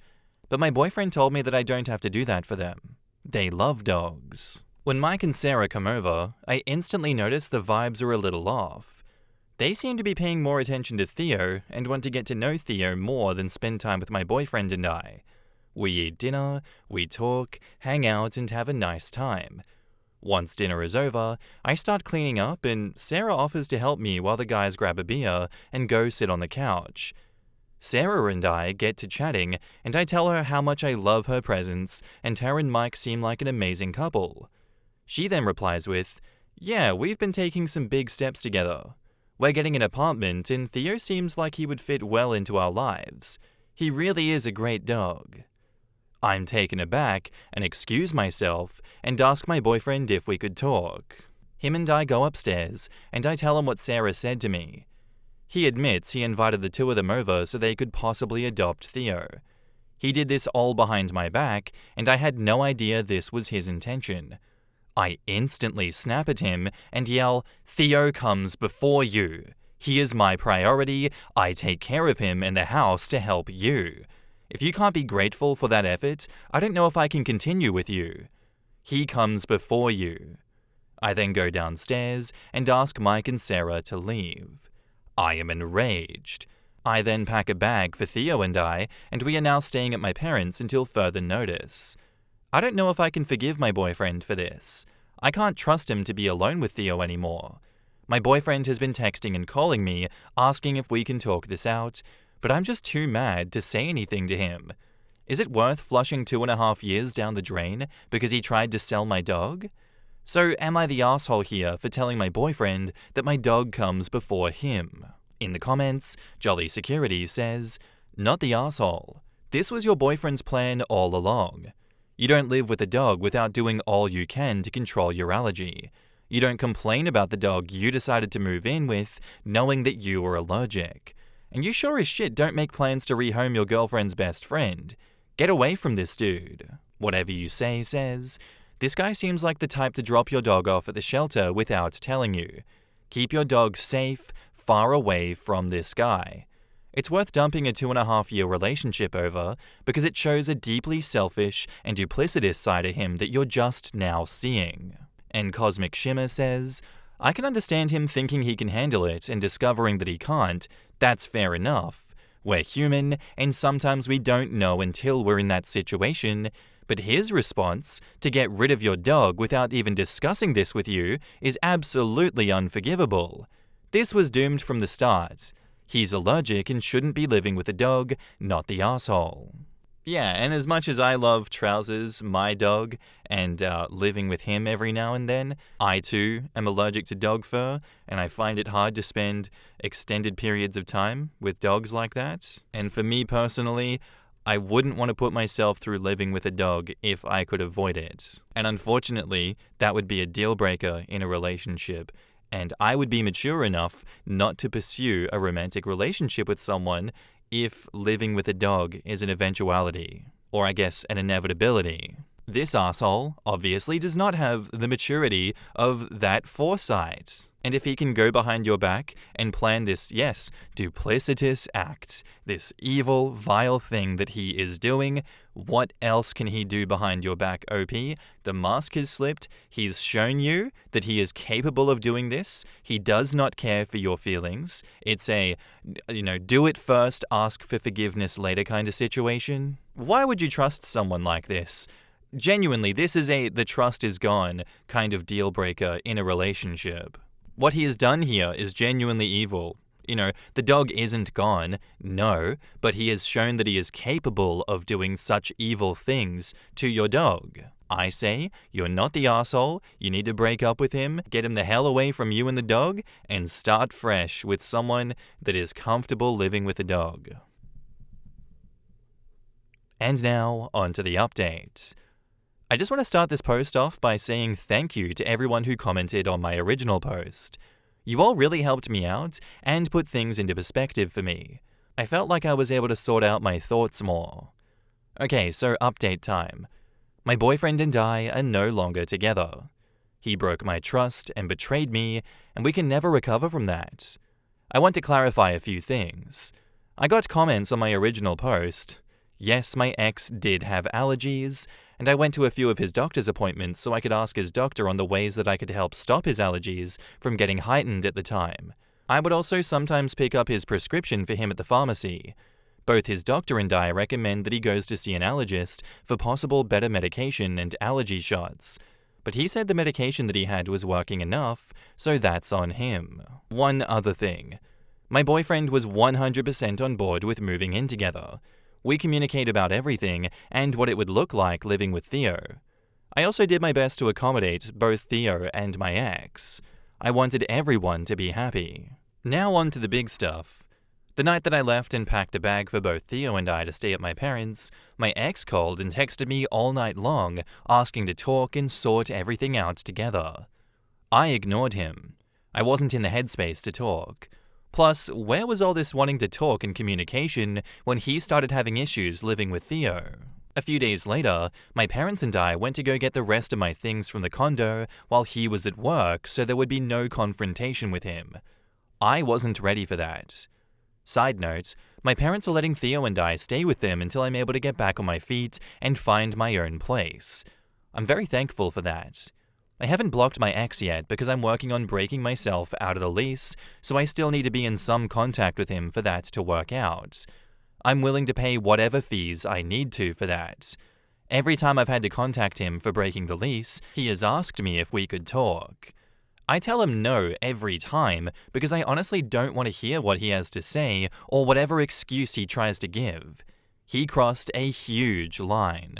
Now on to Mike and Sarah. I just want to say that they're both amazing people. The night when they both came over, they had no idea what they were getting into. They both were under the assumption that I was on board with rehoming Theo because that's what my ex told them. After that, I asked them to leave, and I left as well. I texted Mike letting him know what happened. I also didn't have Sarah's number at that time because this was my first time meeting her. Mike then texted my ex that night, going off on him saying they could no longer be friends.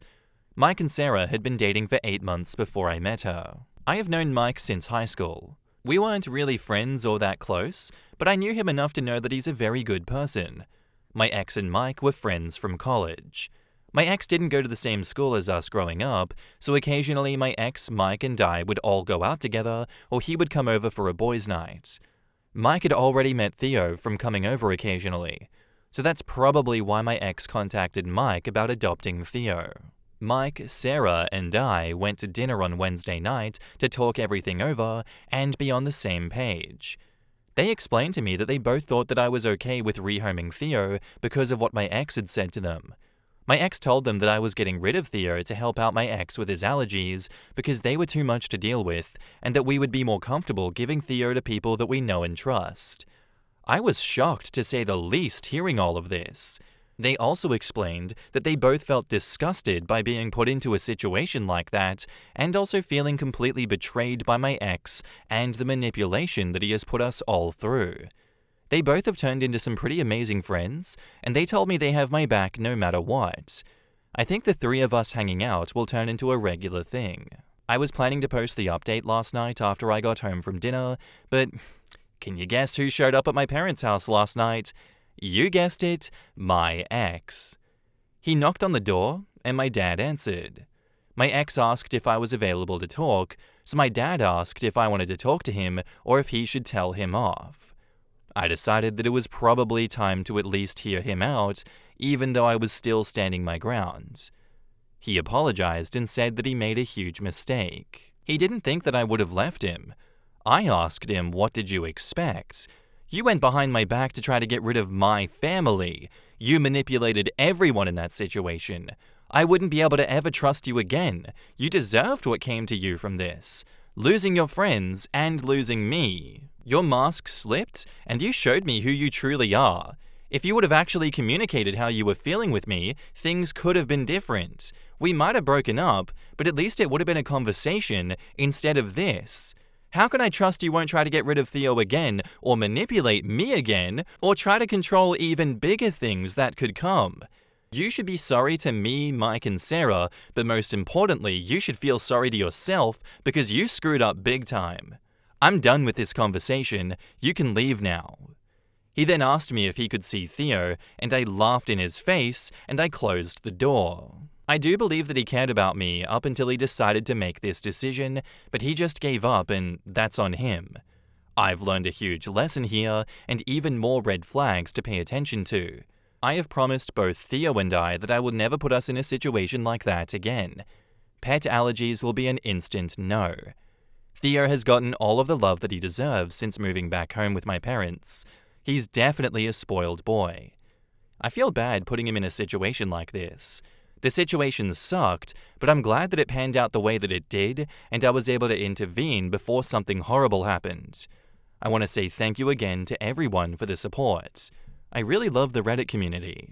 In the comments, Lizzie Oates says, "My boyfriend has been texting and calling me asking if we can talk this out. The time to talk this out was prior to trying to manipulate a whole bunch of people to get what you want. Talk this out just means now that you know how serious I am, you can come to your senses and rehome the dog. Sucks to be him." And Marine Olive says, "Damn. Both my dad and father-in-law suggested to rehome my dog when I was pregnant with my oldest. It's some strange cultural thing that doesn't make any sense. Separately, and both got a no way in hell in response, but neither of them dared to really try to rehome her when we were not around, even when father-in-law had our house key. No worries to my furry girl. She's still around and loves her grandpas, just a bit overweight. I can't even imagine how OP really felt when she realized what her ex was up to. What a betrayal." Yeah, this is the expected result from all of this. What did you expect? You went behind my back. You're an asshole. I can't trust you ever again, and I will never be able to rebuild that trust with you, and I don't want to. That's exactly what you have to say to a person like this. You give them no chance at all to come back. There is no point in reigniting that relationship. Because what does OP stand to gain from any of that? He just wants, his squeeze back by the sounds of it. Don't give into it, don't do it, because the juice ain't worth the squeeze, OP. The juice is tainted. The juice has been expired for 2.5 years. You say that I do believe he cared about me up until he decided to make this decision, but he just gave up and that's on him. I don't think he cared about you. If he cared about you, he wouldn't try to rehome the dog. Or if he cared about you, he would have realized that the dog is a deal breaker, and he would have communicated with you openly and honestly before moving in together, because that's what normal, mature people do. As you said, pet allergies will be an instant no. That's just what dating is about. You gotta make these mistakes to realize what your green and red flags are. What are realistic expectations from you and from a partner joining lives together like that. Thank you for the story, thank you for the cautionary tale, and thank you for showing us how to properly deal with an asshole like that. Our next post is by user ICP6968, and it's titled, Am I the asshole here for how I handled a prank that my brother's fiancé pulled on me? So I know this isn't as dramatic as some of the posts here, but I'm curious for your opinions.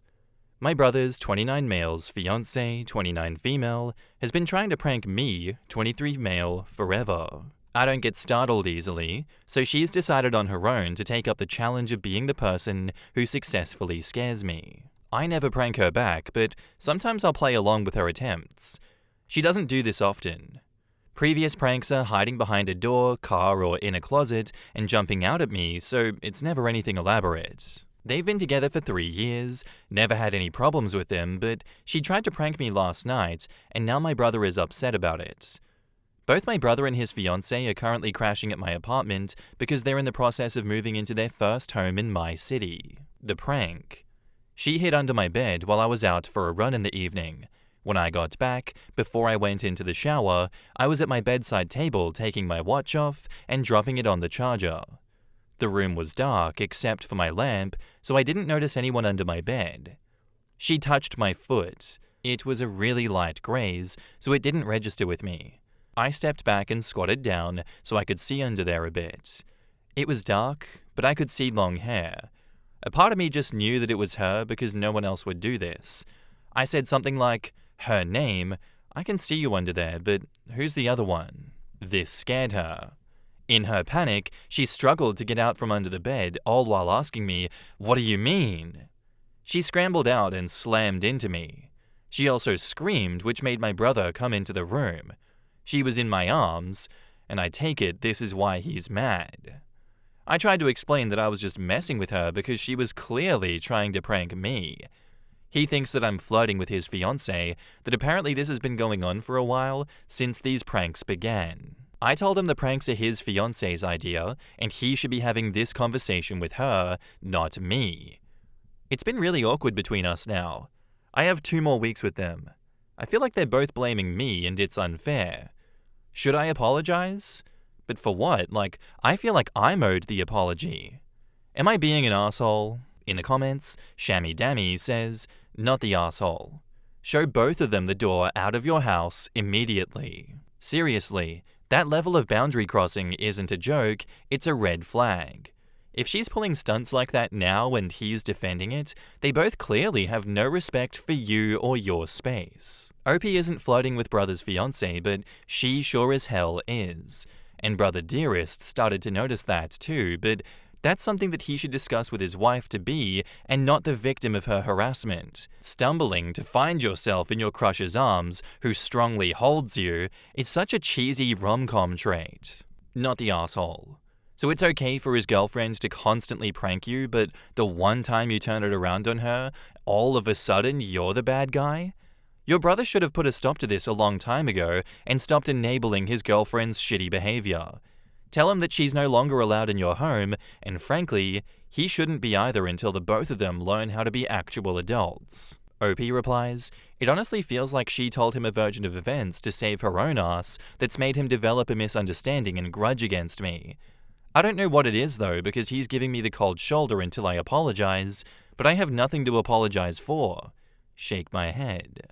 Honestly, I'm still gonna go with what those other commenters said. Just kick them out.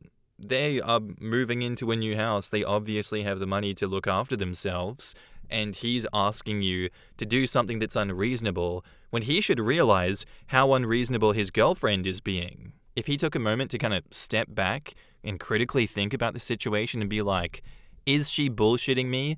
Why am I believing her so much? He would recognize that she is absolutely full of shit and that he shouldn't be trusting her word when she's pulling stupid pranks. Get over yourself, girl. If you want a hug, ask your man for a hug. The safest thing to do to protect your ass in this situation is genuinely just to kick them both out.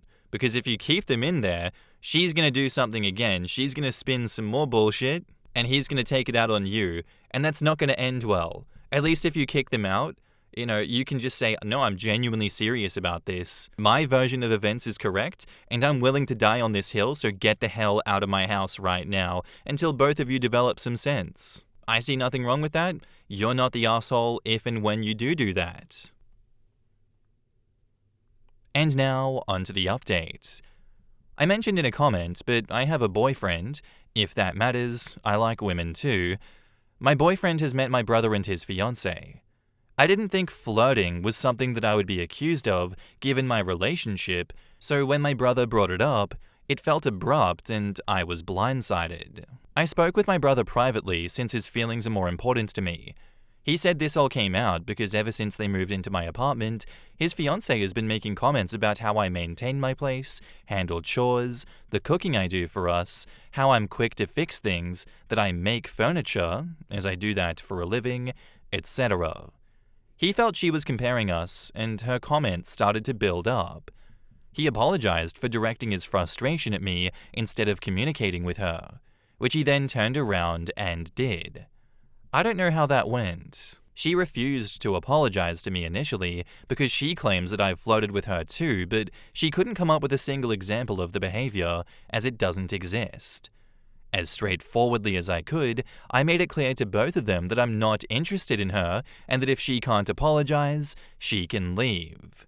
I entertained the pranks before because they were harmless, but they're off the table now. I didn't have a rule about going into my room. I only told them to knock first if I'm there. Today, she approached me to apologize. I told her I know it's insincere, but I'll accept it because I love my brother and that I hope they break up. In the comments, not the arsehole. All of this drama may have had one positive outcome. It may have saved your brother from a lifetime with this piece of shit girl. Well, after seeing this update, it looks like I was correct. Just a bit crazier than just the flirting and pranking, since she's bringing up all of OP's good qualities and comparing him against her own fiancé. Hopefully he thinks long and hard about marrying her. I could just imagine down the road if there's a rough patch, she's gonna find someone else to compare him to, and it won't be family. If we take what the brother said to OP at face value, brother kinda sucks if he doesn't maintain their place, handle chores, or cook. Bleh. OP kinda cooked with the reverse Uno prank though. It sounds like everyone sucks here, except OP and boyfriend. Dragging their relationship issues onto the younger brother, who is putting them up, is quite the choice, but their relationship seems pretty messed up before that. The devil needs no advocate, but for some reason, I feel like I should interject. Maybe the bro calls professionals instead of trying to do maintenance himself. Maybe he does chores, but she prefers the way that OP handles it better, doing them as needed versus doing them on a schedule or something, and comparing people's cooking can just be plain mean. OP's response was effing hilarious though. I wish I had something as good as that in my pocket when my ex was relentlessly pranking me. Look, I get where the last commenter is coming from, and there's definitely situations where it's okay and maybe it's helpful to be the devil's advocate. But yeah, the devil needs no advocate in this situation because what does OP stand to gain if he's to give any of them the benefit of the doubt? I still stand by the fact that he should kick them both out. Like, he knows that her apology was insincere. He knows that this has the potential to happen again in a much worse way, and he knows now that their relationship seems to be on the rocks. Why take that chance? Genuinely, why take that chance? Kick them out, tell them to go find friends or family to live with that isn't you, and let them have their circus and their monkeys together. If I were a sibling hearing this story, I'd be beating OP's ass for not kicking them out sooner. That's just me though. Call me protective all you want. Still not the asshole in this situation, OP. Thank you for that response. That was hilarious, I will give you that. Am I the asshole for telling my kid's mum that her husband can't have my kids while she's deployed? Tagline says it all, but here's some context. I, 36 male, have 2 kids with my ex, 9 and 11. We've been divorced for 3+ years, and she remarried 2+ years ago. We have a legit 50-50 custody and split everything down the middle pretty well. We've built a good routine for co-parenting, and things have been smooth for the last few years without any hostility. If ever a time in the past where she had to leave for work, she would ask me to watch them full-time in her absence, which I always do, happily. A few weeks ago, she found out she's deploying for 6 months overseas and asked if while she was gone, her husband could keep the same routine 50-50. I said no, that I had assumed I would have full responsibility of them. This upset them, and it's been a huge discussion ever since. She says I'm not thinking of the kids, their stability, their happiness. I argue that I disagree, and that what parent wouldn't want the opportunity to have them full again, even if for a temporary time? I tried to explain that just because they are with me, that I won't cut out their other lives completely. They don't want to hear it. The husband tries to make demands, every solution I've come up with doesn't work for him, and I clearly am the bad guy to them. I want to add that our custody agreement even states that I get them if she deploys, and we live in California. So even though I don't think I'm in the wrong here, am I the asshole? Edit. I want to clarify the biggest question that seems to be asked, and the reason that some feel I'm the asshole. I have not told my kids about their mother deploying. I do not feel this is my position to. She will tell them when she is ready, and I am respecting that. Of course, I want to talk to my children about this and see what they think, and I'm trying my best to think of their stability, needs, and best interests. Edit 2. Both my children are boys, because it's also been asked 1,000 times. In the comments, Independent Prior says, Family law legal assistant here. Not a lawyer, not your lawyer, the following is merely my personal opinion. Legally, not the asshole based on what you have said the decree states. I'm curious where this is originating from. Does mum want it? Does stepdad want it? Or do the kids want it, and mum is playing bad guy to protect them from feeling like they are hurting your feelings? If stepdad wants it, it could be him making a power play in their marriage, but legally, he has no standing and therefore needs to shut up and sit down. If mum wants it, it makes the most sense for her to petition the court to modify the custody order, just to protect everyone by having it enforceable in writing, except that some provisions would need to be made for him to have legal powers in case something happens while they're in his care. If the kids want it, I think you need to figure that out, and I strongly encourage you to make it clear to them that they are not hurting you by asking. Whatever the case, please make sure that any given adult's right to the children are balanced with the needs of the children. From what I've seen in my experience, the two aren't always synonymous, and the latter is easily forgotten. Not an accusation against anyone in your story, I'm just saying. OP replies, 100% believe the stepdad wants it. He has gotten in my face over the matter and stated that his role will not be reduced in the mother's absence. It doesn't matter how many times I say you can still see them, anything less than what he feels entitled to is unacceptable for him. I want to also mention he has a son of his own that he sees 1 month out of the year for the summer. I had mentioned my kids could spend time with him when he was around, but he told me that he wasn't sure if that worked out for him because of his work schedule. He doesn't know if he can have his kid for a full summer, yet somehow can manage to support mine. Sort of a red flag there for me from a stability standpoint. Substantial Lion asks, does he want this because it makes your ex-wife pay child support for the 6 months? Ding ding ding. Plus he wants to play dad because he can't see his own kid. Correction, he wants to play dad with other people's kids and is ambivalent to his own. Apparently, he thinks he's too busy to have his own kid for a month. Lamau? This isn't it. My kids are 14, 13, and 9. For the last 8 years, my ex-husband has lived across the country from me, so I have had sole custody of them.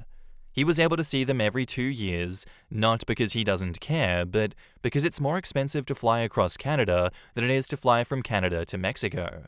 He drove down in July to get them so they could live with him and get to know him, and now I'm scrambling to try and come up with the money to either visit them or bring them up here. I definitely won't be able to afford to take off work the entire time they're here if I can't even afford to have them this year. Maybe his kids live far away and the budget is tight. Just because he has his kid 1 month a year doesn't mean he doesn't want to be a parent. My parents lived across the country from each other from the time that I was 12. I am very used to only seeing one parent once a year. I never ever felt like the other one didn't love me or I was shirking their duties, and it was always my choice where I wanted to live. I definitely think the stepdad is overstepping, but maybe the kid wants to be there and they know it, and that's why they're fighting. I don't think keeping consistency is a bad thing as long as everyone is comfortable. The fact stepdad is so involved in the debate between mum and dad is not great. OP, ask your kids what they want. Yeah, I think at the end of the day, you do just have to ask the kids what they want to do. Because we can all speculate on the stepdad's circumstances. We can all speculate on why they're not telling the kids that she's getting deployed, because that seems like a, pertinent piece of information here. I feel like that's important that the kids know that. But I'm sure OP has their reasons, and I'm sure everyone else in the family has their reasons for keeping that information from the kids. I'm going to go with not the asshole here for OP because legally, it is the case that OP gets to have the kids because that's what the custody agreement says. And in the past, she has taken the kids on full time when he goes. You would think it's only fair that he takes the kids on full time when she goes. But apparently that's not the case. And at this point in time, I think you do just defer to the kids. But regardless of all of that, it's either no assholes here or not the asshole. I feel like there's just something about the stepdad that rubs me the wrong way from what OP is describing. And now, onto the update. So it's been 16 days since the original post. Before I start, not once did I say that I believed stepdad to be malicious in any way. We don't get along, sure, but that doesn't mean that he's a bad person.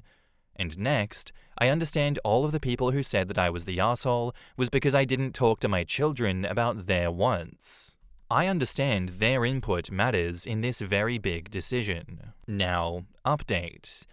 I spoke to a lawyer, and as suspected, I was completely within my rights. Non-biological parent has no say in the matter, and with mum leaving, I am the sole guardian. No need to push anything on my end unless they try to, and even then it's an uphill battle for them to prove that I'm unfit. As you can guess, they went to a lawyer also. I never sat down with mum to discuss how it went, but what I do know is that it didn't go in their favor. How do I know, you may ask? Well, I decided that it was time to have a private chat with stepdad. I was able to have a 5-minute conversation with him during my kid's sporting event we both conveniently arrived early to.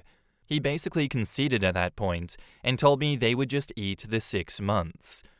I told him that I'd talked to my ex, but he asked if I could give her some time. I get it, she just got the bad news, I obliged and left it alone. I did tell him that I wouldn't stonewall him and that I respected his position in my kid's life and that I only flexed back after I felt like they were trying to intimidate me. We both agreed the way we met didn't start us off on the right foot and that we should take a step back and view the other's perspective. I told him, and her eventually, that I was still willing to give time and my intent was never to shut them out. I would like to address that I myself am a child of divorce. My stepdad raised me, and unless you knew me as a child, you would have no idea. He deserves to never be reminded that we are not biologically related.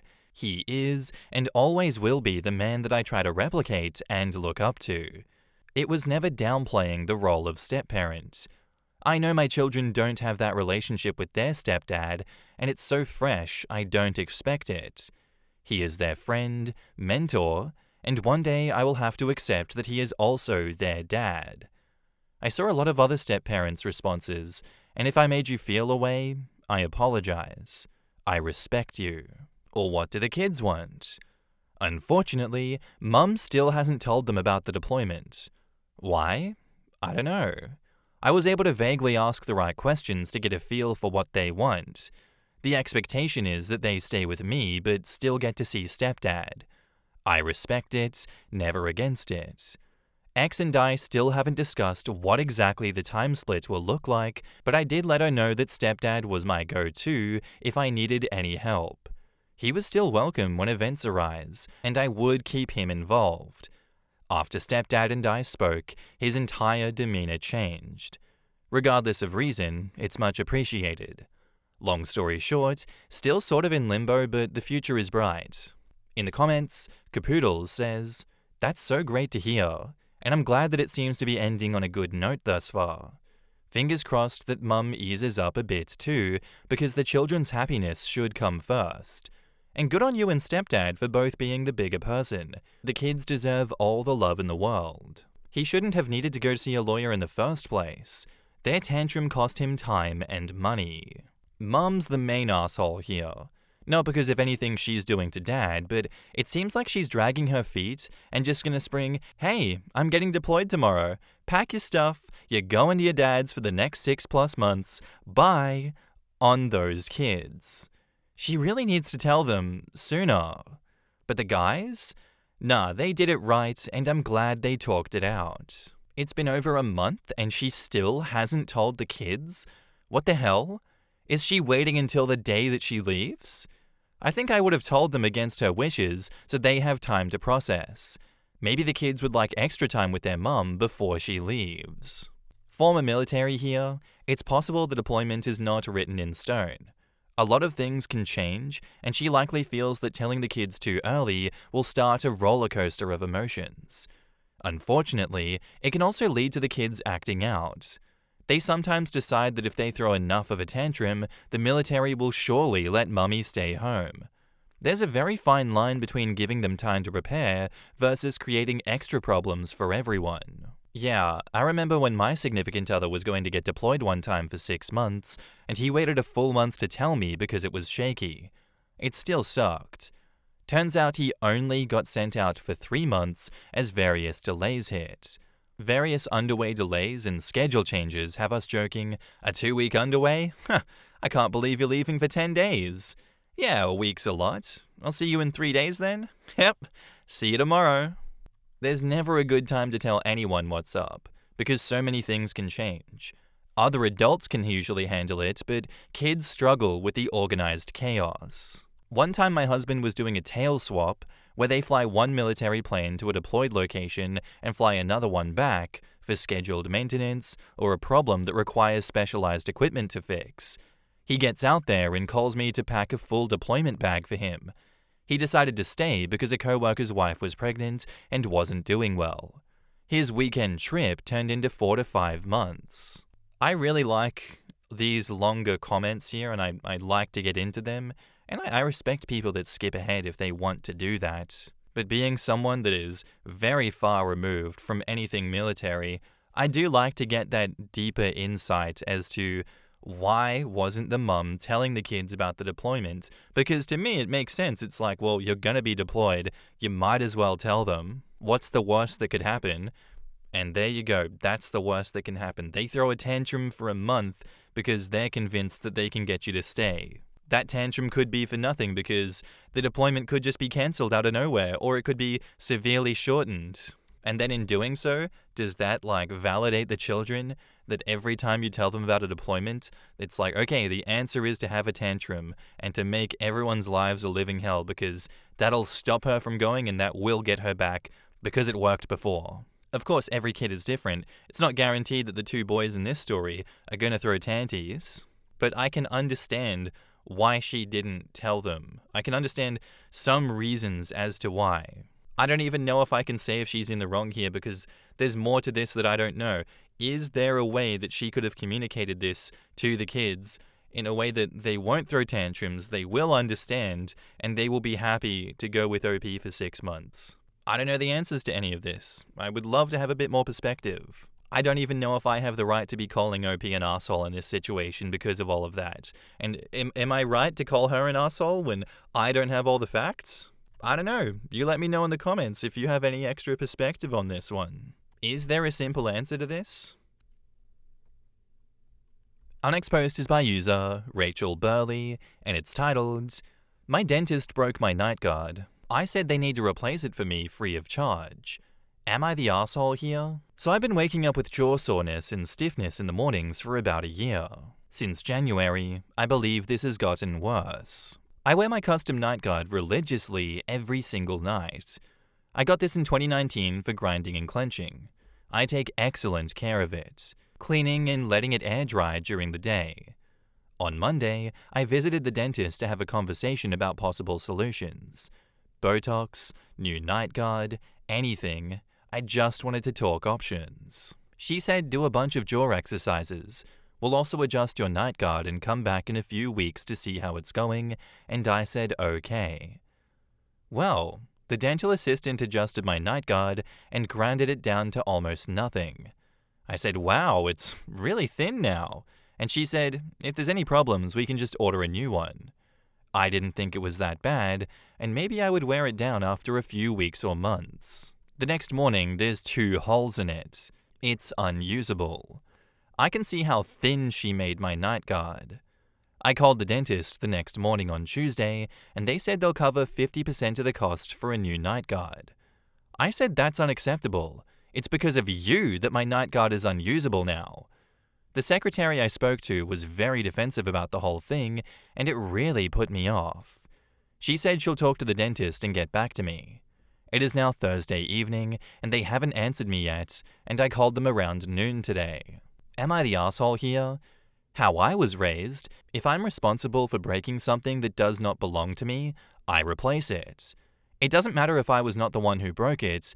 If I borrowed someone's tool and wore it down so much that it broke during the next use, I am responsible. I understand the night guard needed adjustment, but the problem that I have is, should the dental assistant really have ground it down so much? I'm completely open to buying a new night guard, but I never said that I wanted to get rid of my old one. In the comments, Tarzan Kitty says, I would suggest planting your bottom in their waiting room until someone there speaks to you and deals with this. Feel free to chat with other patients while you're waiting. Lifespan of a typical night guard is around 5 years, according to my dentist, so while they are at fault for causing it to break early, they're probably taking the lifespan into consideration. I don't think there's anything wrong with trying to get more covered, but the odds are you won't be very successful. OP says, this is probably the most realistic viewpoint. It's unfortunate, but most likely to be true, I believe. Not the asshole. They broke it, they replace it, period. Don't let them off the hook. OP says, how do I not let them off the hook? What leverage do I have? My Eyes Spin replies, small claims court. Gonna have to decide if 50% is enough that you are willing to avoid the hassle and time. OP says, lol, an attorney would be so much more than 50%. They quoted me $850 divided by 2, and that's $425. Tarzan Kitty says, no lawyers in small claims, and you can file your case for like $25. OP says, the problem is that there's a big shortage of dentists where I am. Most are not taking on new patients. I need to work with this dentist, and my fear is that if I filed a claim against them, I'd essentially be blacklisted. Yeah, that's an insanely tough one, because I feel like the dentists have all the leverage in this situation, and there isn't exactly much that you can do about that. To me, it really looks like you're just going to be strong-armed into paying that $425, whether you like it or not. Because if you make more of a fuss about it, yeah, they can just blacklist you because they have all this demand. They can just take on new patients that are less problematic than you. And yeah, you're blacklisted. Do other dentists want to deal with someone that's going to take them to small claims courts? That is a very genuine possibility that you are faced with in this situation, and it's one of those ones where you have to ask yourself, is it worth the $425 fee that you would be saving? I don't know. I don't think you're the asshole here because I'm on your side with it, but this isn't so much about risk reward. This is more about like risk consequences. Much like 1 in 1,000 people that get LASIK eye surgery get debilitating pain and, you know, it doesn't work for them. It actually makes their eyes worse. Are you happy to take that chance for those consequences? For me personally, that 1 in 1,000 chance is still too high. I wouldn't risk it, but if you're happy to do that, you go right ahead. And now, on to the update. So the dentist called me yesterday and said they'd replace my night guard for me free of charge. Thank you to everyone who commented. For me, it was never about the cost of replacing it, it's the principle of it all. I'm so glad that I stuck up for myself. In the comments, Zealous Ideal Music says, good for you. It's never just about the money when someone breaks your property and tries to make you pay for it. I'm glad you stood your ground. It's about respect and accountability. Avid Learnerbot says, the dentist should have just offered to replace that night guard right off without making you pay for their mistake. Sounds pretty basic. Not the asshole. For anybody with TMJ issues, do yourself a favor and call around until you find a rare PT that does intraoral therapy. Hurts like shit when they do it, but has provided the only real improvement that I've ever gotten. I'm glad this situation had such a simple fix, because again, like I said before, I don't have all the answers. I'm glad this was a simple situation where the dentist did come back to OP after OP reached out to them and said, you know what, we recognize that we messed up, we will do the replacement free of charge, that's our bad. And I'm very glad that that happened and that that worked for OP in this case. I will say though, I assume that this is not always the case with every dentist, and your results may vary, so yeah, that's all I have to say on that one. Thank you for the story, OP. Thank you for the update. I'm very happy for you that that went well. And I hope maybe you take some of this extra advice to go find a PT that does intraoral therapy for TMJ. I know myself, I benefited from that when I had really bad TMJ issues myself. But yeah, thanks for the update. Hope everything continues going well, OP. Cheers. Am I the asshole for telling my coworker to freshen up for an important event? I, 32 male, work at a company with the occasional event. I take them as a chance to network with people from other companies and so on. My coworker, 33 male, who we'll call Ben, is pretty scruffy, showing up to work in the same outfit that he wore the previous day and even sleeping at his desk sometimes. I've never interacted with him one-on-one per se, but we've been on the same projects and I'm friendly with him. Here is where the issue is. Recently there was a company event, and for once, Ben didn't really participate or speak about it beforehand, so most of us assumed he wasn't going. I didn't expect him to, of course, but he did in the most unprofessional outfit. He was wearing wrinkled clothes and colors that didn't match, like he rolled out of bed. He walked up to my circle, and we locked eyes, and I joked that he should have freshened up a bit to an event like this, and there were some chuckles, but everyone was mostly silent. He soon walked away, and my other coworker pulled me aside and told me that I was way out of line, and her and my colleagues think that I shouldn't have spoken about his attire, especially since I didn't know him very well. I thought I was just making a joke to lighten the mood. I haven't seen him since, and he's been actively avoiding me. Mostly everyone in my circle is expecting me to apologize to Ben. Am I the asshole for making a joke? In the comments, Constant Aggressive says, someone wearing the same clothes, looking unkempt, and falling asleep at their desk sounds like someone who was going through something. Awesome that you chose to embarrass him.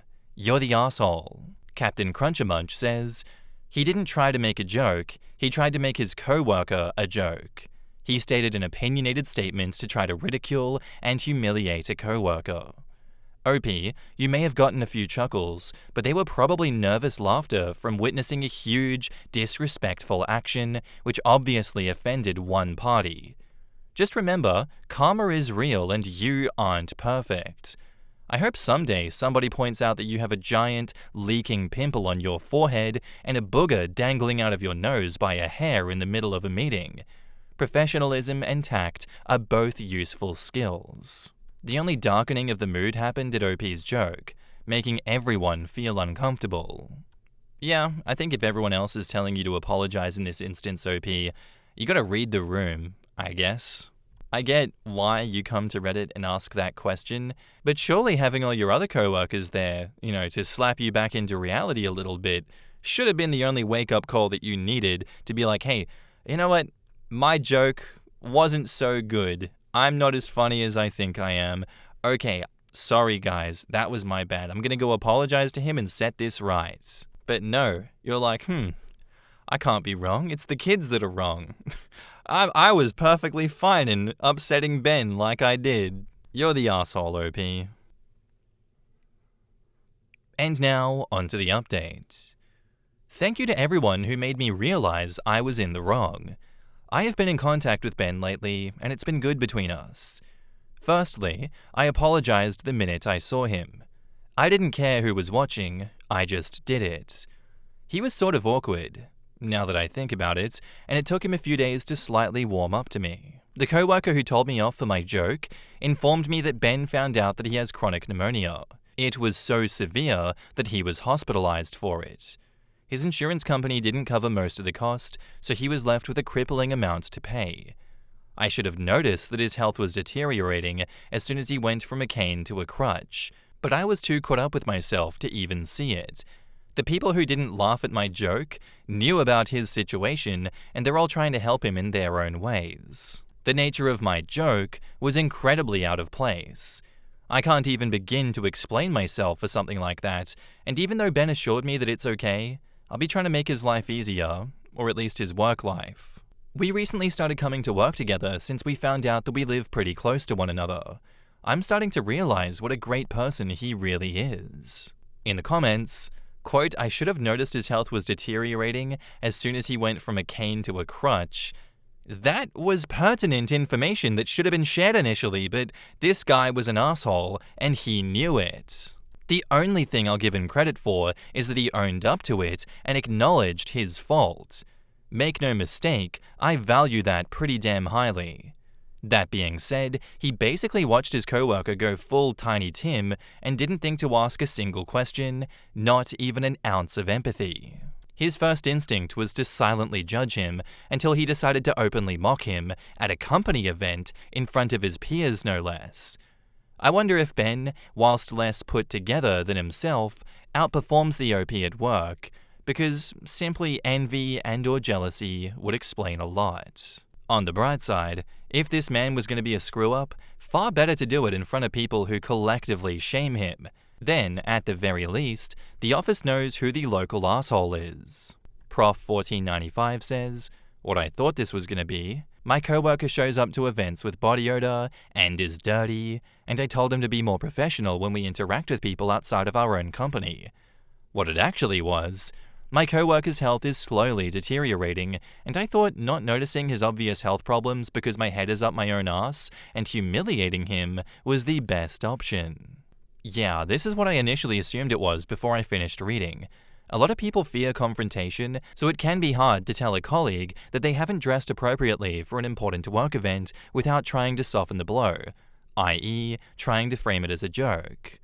I just don't get how you could see him walking with a crutch and not think that there's some crucial detail you're missing. Maybe he had an axe to grind with people who he figured didn't dress properly for work, but ended up picking the wrong person to insult. I don't know. Seems like OP intentionally left that detail out of the first post to try and get a bit more sympathy for themselves.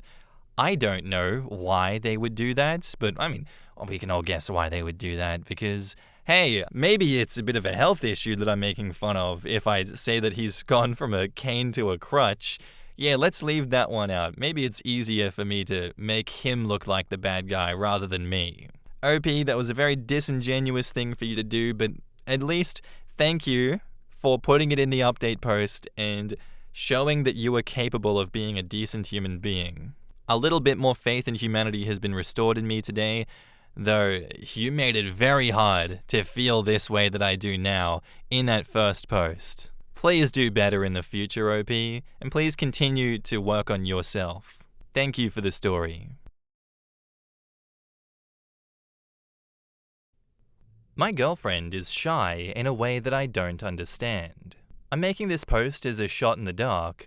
Maybe some of you have come across something similar, or you can identify with my girlfriend's behavior and give me some insight into how to approach this. As I said in the title, she's shy in a way that I don't understand. She has no problem going to places where there are new people. She doesn't drink alcohol at all, but if I'm invited to a party where she knows absolutely no one but me, she wants to go. So in the beginning, before I know what it's going to be like, I, of course, invited her to come along. I still do, but then at the event, she will talk to absolutely nobody. Alright, I figured she's shy, she will warm up. We get invited to something else with the same people, and in the beginning, she'll make sure that she says a few things. This is my perception, and then go back to being silent. I've tried to talk to her about this. I'm asking her if she's having fun at these things, since she doesn't talk to anybody but me, and she says yes.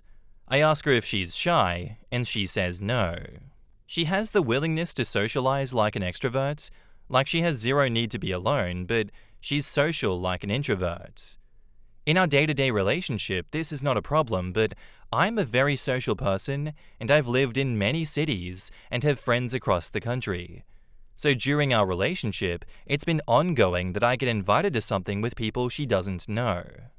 And this is why I put this on the internet instead of talking to somebody that I know, but it's not fun to bring her to these events anymore.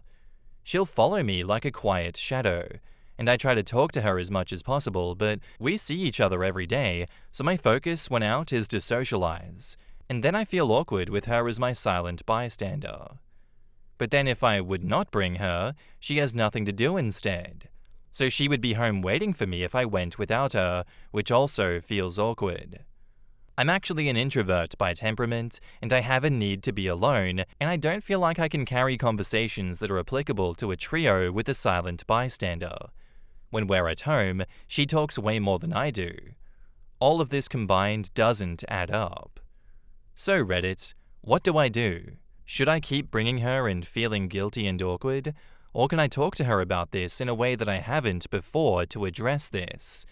She doesn't admit to being shy, and she has no problem going to places with all brand new people, but then when we had a contractor fix something at our house last time, she didn't go downstairs the entire time he was there, and I asked why, and she said, because there's somebody down there. She doesn't talk at all to her co-workers, but then she got upset that they didn't invite her to an after-work party. All of this is contradicting to me. In the comments, Amazing Still It Seems says, "What are you doing to bridge the gap between her and the relatively new people that you know better? Are you introducing her and providing a potential opening for her to chip into conversations? I think there is a level of social anxiety where you kind of know somebody but can't find anything to say to them. So you could be that bridge. For example, Kate, you've been to India, right? Jane has been a few times on yoga retreats, but she's never been to Kerala like I recall you saying that you have. Would you recommend it? If a friend approaches her, does she clam up or does she accept the conversation and continue it? When you talk to your girlfriend about this, does she want to work on this or is she content with what she is doing? I think the contractor thing is a different thing. People can often find it awkward to have a total stranger in their house. Lost Texanian says, I relate to the way you've described your partner. If my partner has an event, I will usually go and I will be content. However, I don't engage in conversations I'm not interested in, and I'm happy to just observe what's going on.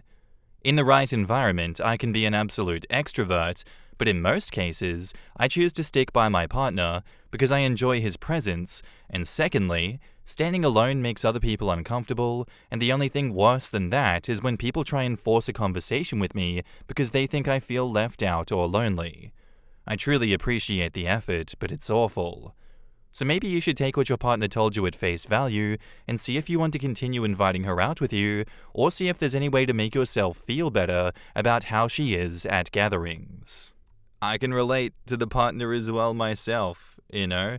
It's not an easy feeling being that person, especially being by yourself at a total stranger's house. Completely get that. It's hard to just break into conversations with people if you're not that person and you're not used to that environment. I'd say go with what Lost Texanian says and, take it at face value what they have said and see if you want to continue inviting her out or not. Or see if there's any solutions you two can work on together to kind of bridge that gap as a collective. I'm sure together you two could come up with ideas on how to make things easier for her at these places. The contractor one though, no clue, but I can completely understand. And now, on to the update.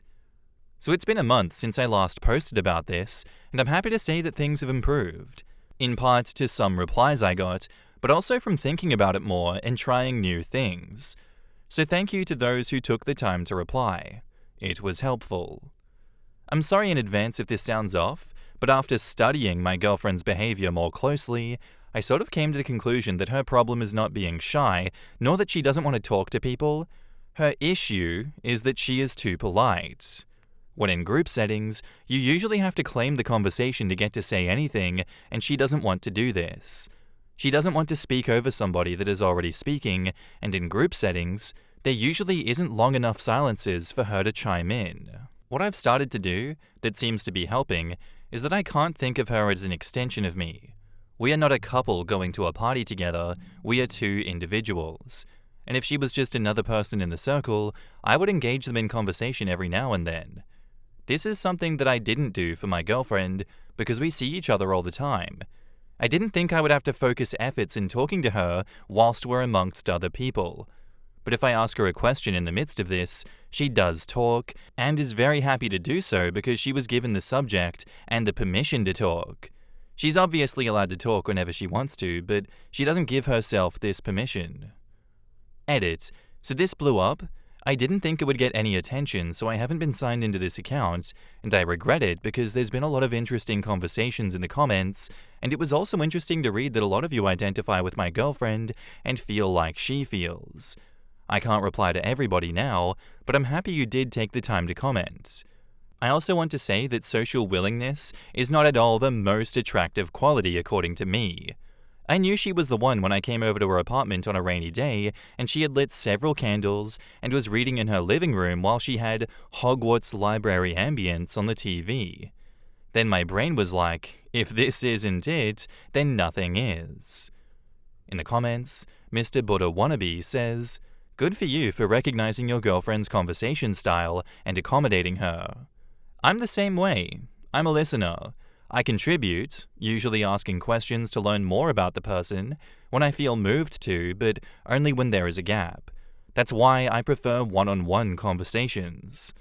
And OP says, "Yeah, I understand her point of view. I was also more reserved when I was younger and working on giving myself permission to talk. But this adjustment seems to be working, so it's all good." Dr. Social Determinant says, "It's nice to see some attempt at actually understanding her from OP rather than brute-forcing interactions. Seems like a decent relationship. Or taking her and being uncomfortable with her or leaving her at home. OP seems very perceptive, caring, and compassionate, and he was even careful in how he phrased things on Reddit to not paint her in a negative light. Like, if she stumbled upon the post and comments, she wouldn't be upset with him, I don't think. I mean, I don't even blame the girlfriend. I still have trouble interacting even with my colleagues if they're older, and if it's a party with others in their 30s. If I was in my 20s, I would struggle. I can totally relate. If someone talks to me in a situation like this, I'm totally fine to talk their ear off, but I cannot start or join in on conversation. My body and my mind physically won't let me. It sucks, but I now just avoid some events where I don't know anyone, and I will be super awkward and shy and won't enjoy myself. Seems like there's a lot of people in both camps here that either struggle with joining in on conversations and talking over people, or struggle not talking over people in conversations. I'm very deeply in the camp of I will wait for the spot in the conversation to open up, and if it takes 10 minutes, I'm gonna wait 10 minutes. I'll let everyone else talk first. I just can't. I find it so hard to just cut people off in conversations because I'm like, damn, well, I had something to say 5 minutes ago that would have been fun, but I guess we're on to the 5th topic since then. I'm gonna wait my turn. And I see nothing wrong with that personally, and I'm glad that OP has recognized that his girlfriend needs to be invited into the conversation in order to work with the rest of the group. Crazy how communication and working together can solve problems like this. I'm sure if they work together more over time, they can get her to become more of a natural conversationalist in situations like this, and I'm sure it's only going to work better and better over time. So thank you for this story, OP. I'm glad to know it's all going well for you too. Our next post is by user Jiffy Biscuits, titled, "Am I the asshole here for deleting my girlfriend's Sims save files?" Let's just start by saying that I, 24 male, love my girlfriend Alia, 20 female, very much. She's a super hard-working girl, and she spends a lot of her time on classes trying to get the highest grades possible for applying to nursing school in the near future. When she's not doing that, she's doing chores or cutting down on her ever-growing to-do list. And when she's not doing that, she's spending 2 hours a day playing The Sims. This is where the problem comes in. After all the stuff she does, Alia doesn't have as much time to spend with me as she could. She's a perfectionist too, so when she's doing the more serious stuff like school, she puts in more effort than necessary, which is time-consuming. It really got to me that even knowing this, she'll spend so much time on The Sims. It's something frivolous she's doing when we already only get so little time together. She is also an adult, so essentially playing digital dolls almost every day is kind of something that she ought to grow out of by now. I decided to step in and have her cut back on this. I obviously didn't delete the whole game, but I figured deleting the little save files that she was working on would deter her from spending so much time on it. That decision backfired tremendously. When she logged onto her game, she thought that there was some glitch going on and kept restarting it until I explained to her that I removed the saves.